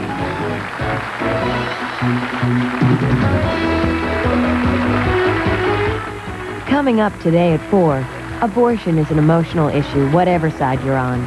Don't miss George C. Scott in Choices. Then at 6, the perfume business sometimes means stinky business. Don't miss Linda Evans in Bare Essence.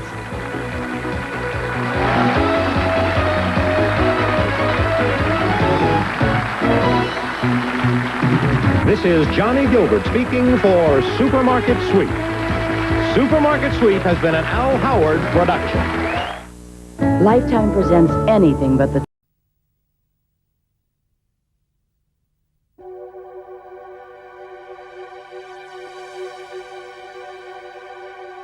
Come to me in those open arms is where I want to be. Living free.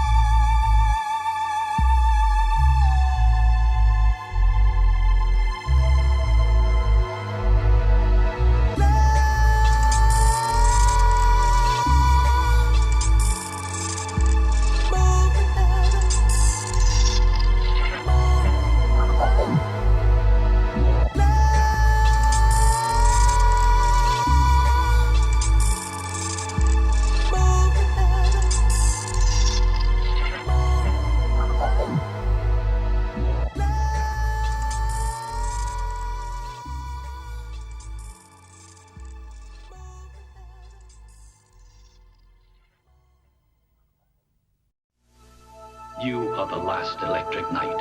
I give to you my power and my knowledge. You must carry on, but not alone. I have chosen this man. Someone's moving behind you. Someone's picking up ground.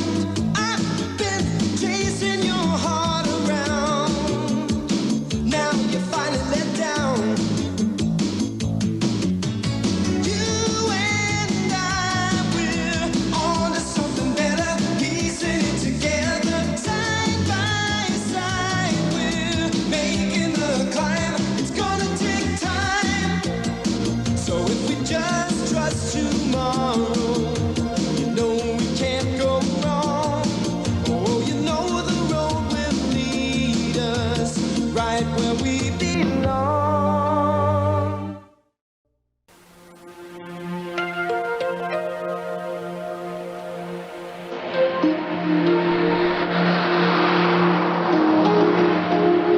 Oh, goodness, I think it's a record.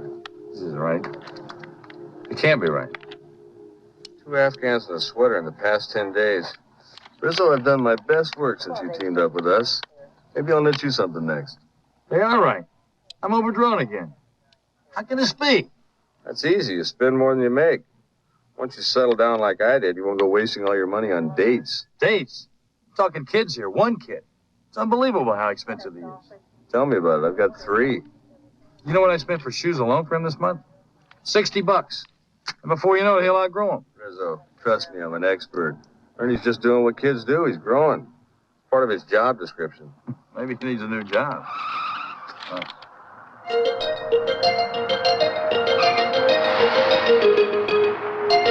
Ladies and gentlemen, the moment you've all been waiting for.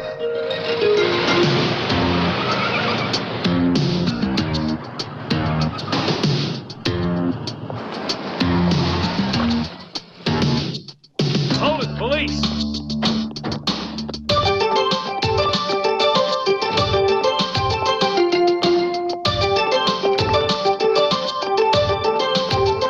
See what we got here.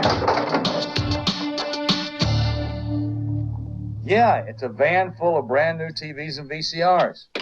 Some of them even have the factory invoices still with them. You call that an offer? I can get more than that for them on the street right now. Oh, hey, look, listen. You want to do business with me, you come up with the money. You understand? Some of this stuff is too hot to hold on to much longer. I can't talk right now. I'll call you back, all right? Hi, Mr. Rizzo. Hey, Ernie. That was a business deal I've been working on. How was school? Oh, fine. I'm gonna need some more of those big markers, though, for an art project. Sure, how much? $14.95. What? They're German. They come in a big box. What are happening to crayons and poster paper? Hey, all right, look. It's important. We can afford them. We got to start economizing around here, though, you know? Don't pay cops like they ought to. We just need to tighten our belts. Cut out some of the luxuries around here. What luxuries? You know, the extra things that we do that we really could do without. I could do without the markers. No. You need those. At school. Just let me think a minute. Yeah. It's my weekly poker game. From now on, the guys could bring their own food. Probably cheaper if I didn't play at all. You won $2 last week. That's a good point. I could do without the allowance that you give me. No, Ernie. Look, an allowance is a time-honored tradition. It's for stuff. The guy needs his stuff. Basketball. Those season tickets set me back a bundle every year. Mr. Rizzo, a guy needs his basketball. Thanks. You know what's killing us? The dating. I don't do any of that. No, and nothing French. I'm taking places where you got to stand up. And no more movies with all that parking. Just the parking. How can that be any fun? Trust me. All right, what did we decide? I keep the markers, and you keep the basketball tickets. Well, what did we give up? Nothing, really. Oh, that's okay. Still under discussion, right? I mean, look at Congress. It takes some years to pass a budget. Morning, Captain. Morning. Hi, Jake. How's it going? Fine. Just fine. Good.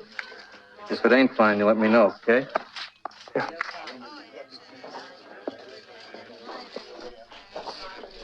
What's that all about? Oh, what? The captain asking you if you were fine and you saying you were. It's being pleasant, I guess. Weird. You okay, Jake? Well, yeah, I'm fine. I mean, you know, if you need a little extra... I'm okay, all right? You moonlighting or something? I mean, I never see you around. What, are we married? I'm around a lot, all right? I'll see you. 340 bottles. 4 cents each. See how much that is. That's $13.60. Doing pretty good. After I pay you off, I'll still have enough for Mr. Rizzo's poker game. Do you think 4 guys could split 1 beer? Man, this is some great room and a half.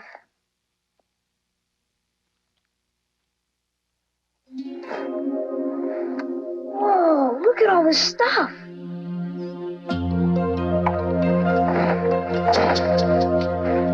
Stereos? Tape machines? What is all this? I don't know. Maybe Mr. Rizzo bought his Christmas presents early.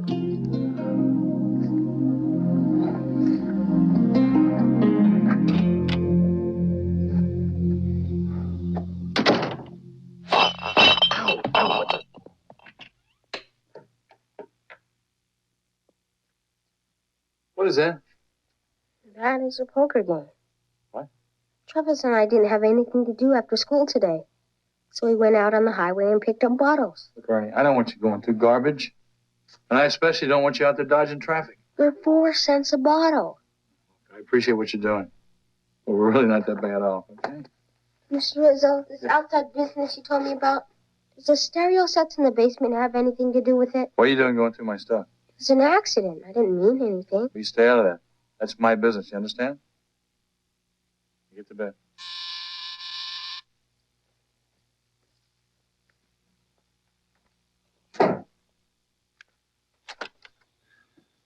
Yeah. Jake Rizzo? Yeah, what is it? Internal Affairs. You're under arrest. You're nuts.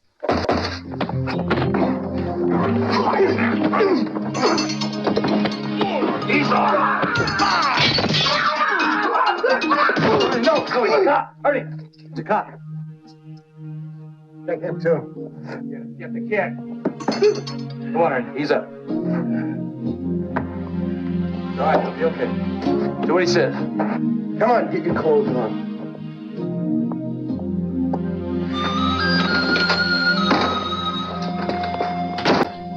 Look, at least let me make a phone call. Find out about Ernie. Not until you talk to us. I got nothing to say. I told you that. Talk to Captain Blanks. The captain's not returning our calls. Come on, Jake. Tell us who else is in on this. Maybe we can make a deal. Oh, I figured it was Mooney. I figured. Mooney, what? Jake, what is this all about? Receiving stolen property. Conspiracy to deal in stolen property. And resisting arrest. Resisting arrest? Nice going. Could I talk to you for a minute?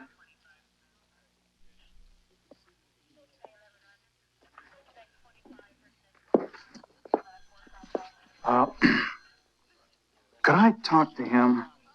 I mean, we've been together for a long time, and he doesn't respond well to pressure.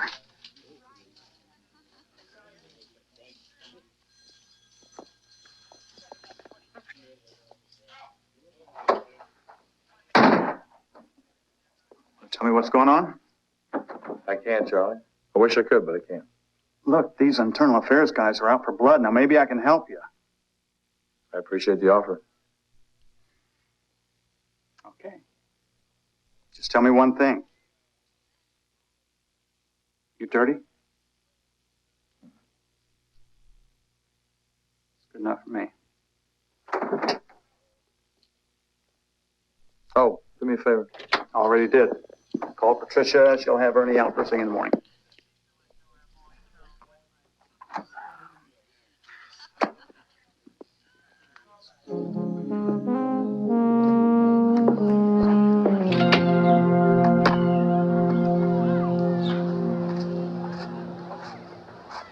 Ernie, right? Some process you did. I'm Carlton. So what are you in here for? Your dad beat you up or something? No, I attacked some men that were beating him up. Yeah, and I'm Al Capone. So, who are these guys you attacked? Two police detectives. I didn't know they were cops. Hold on. Hey, yo, Derek! I want you to meet a real killer. This here's Ernie. A dangerous person. Oh, yeah? Good. Can use a dangerous person. My shoe's untied. I don't do shoes. Everybody's entitled to one mistake. Just one.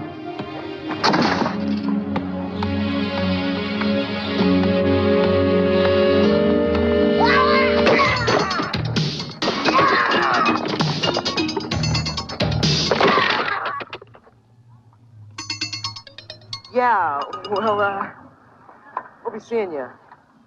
Yeah.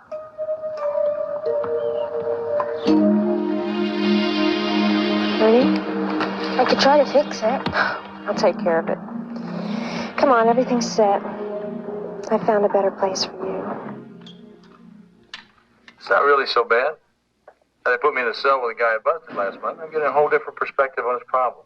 Would you please be serious and tell us what this is all about? They're not going to charge Ernie with anything, are they? No, they don't seem to care about him since they're planning to throw the book at you. Let me talk to him. How's it going? Not too good. I'm glad you're out of that place. Look, I don't want you to worry about me, okay? Well, how do I do that? I've been working on your bail. I sold my bike for $20, and I still have those bottles I can take in. You sold your bike?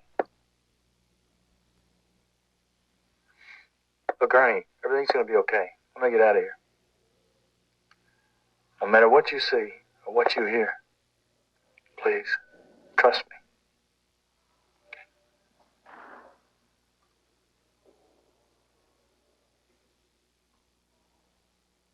So he's staying with you? Until this whole thing is cleared up. Thanks for coming. Come on, Rizzo, you're out. Well, your high-rolling pal signed your ticket. Jake, what happened? Who paid your bail? It's a long story. I don't have time right now.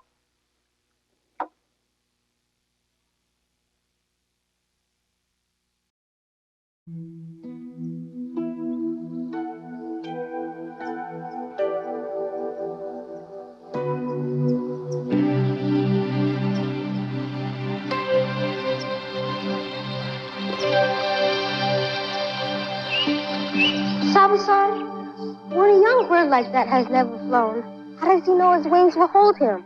He doesn't? Well, then it seems stupid for him to jump in the first place. Ah, but he has faith, and that allows him to make the leap. I'm not sure that makes any sense. If you don't jump, you don't fly. Of course, we lost a lot of birds before we learned that. Hey, look, listen, you want to do business with me, you come up with the money. You understand? No matter what you see or what you hear, please, trust me. Well, your high-rolling pal signed your ticket.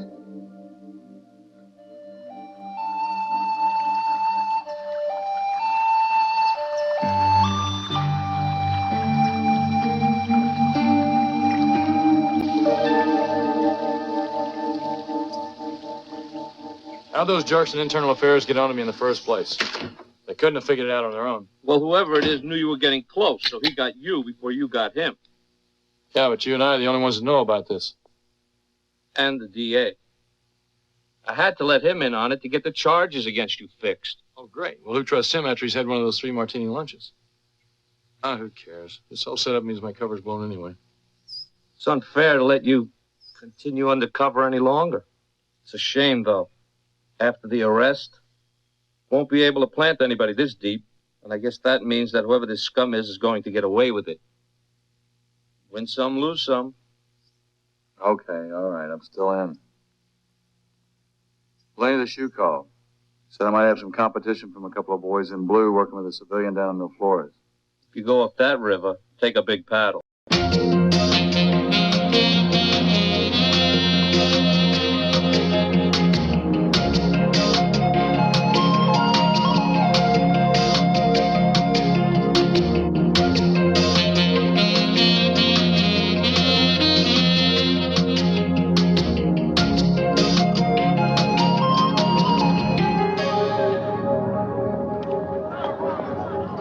I could let you have the whole system for $175.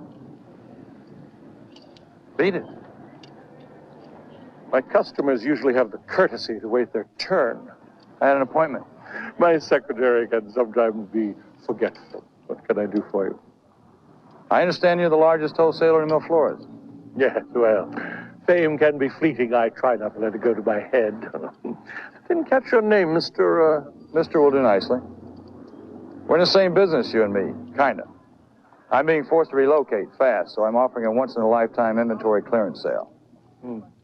The rigors of the free market. Sorry to hear it. I regret I can't help you. I have an exclusive and happy arrangement with my supplier, my partner. Now we're getting someplace. Put me in touch with your partner.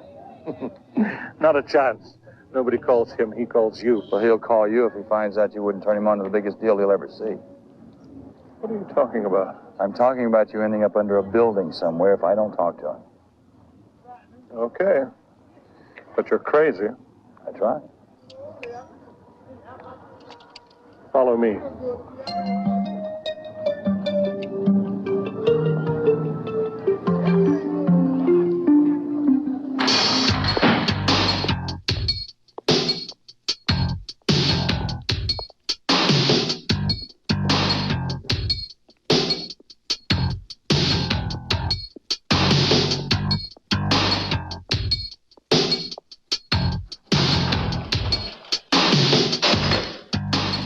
Oh, no, after you. You want to talk to the man, you do it alone. What's the matter, you nervous? You'd be, if you knew what you were getting into.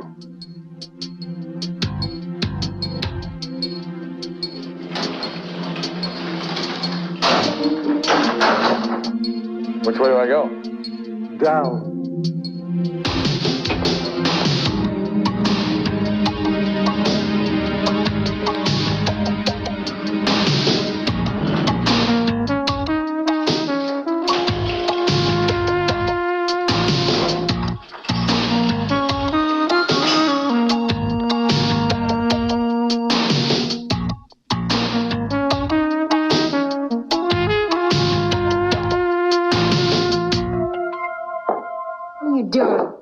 What are you doing here?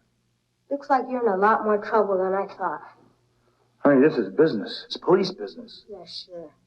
I'm working undercover. I do that for a living, remember? All right, look, Ernie, I'd love to stand here and discuss it with you all day, but right now your being here is about to blow this whole thing. Now get out of here. Fat Man says you have quite a deal for us.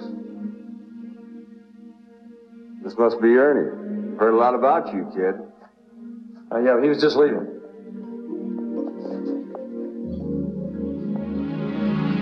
Cuff him.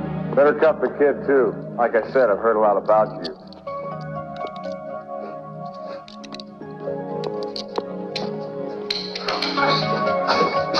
Look. Right now you guys are looking at easy time. Let Ernie and me go, I'll try to make some arrangement with the DA. Hey, I'd like to. I promised my daughter a car for her graduation. You know how spoiled kids are these days.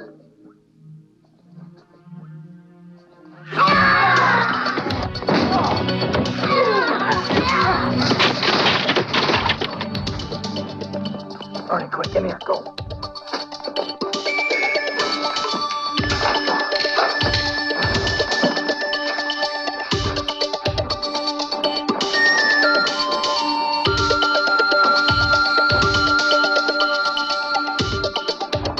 We gotta get out of these handcuffs.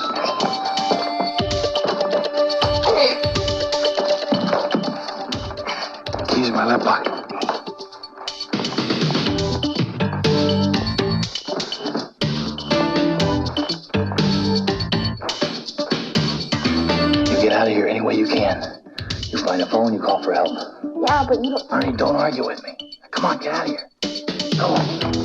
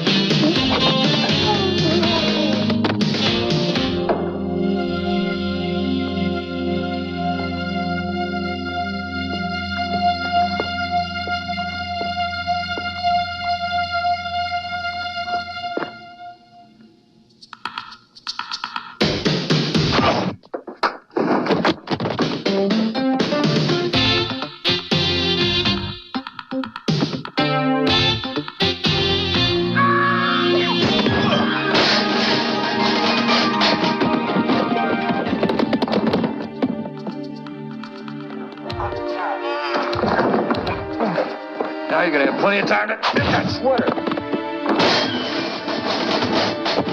Ernie, what are you doing here? I thought I told you to call for help. You forgot to give me a dime.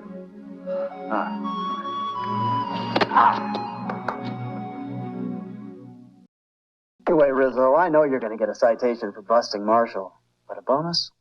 I don't know. Well, I could sure use a bonus right now. I talked to him down at the tank this morning, and the extra larges in the head shed are what-ifing about your trip book on the wide yellows. I'll raise you 3. What do you say? He said the police commissioner is considering it, and he raised you 3. Oh. Oh, Jake. Come on, I know you're on a budget, but water? Mr. Still. What's this? Step.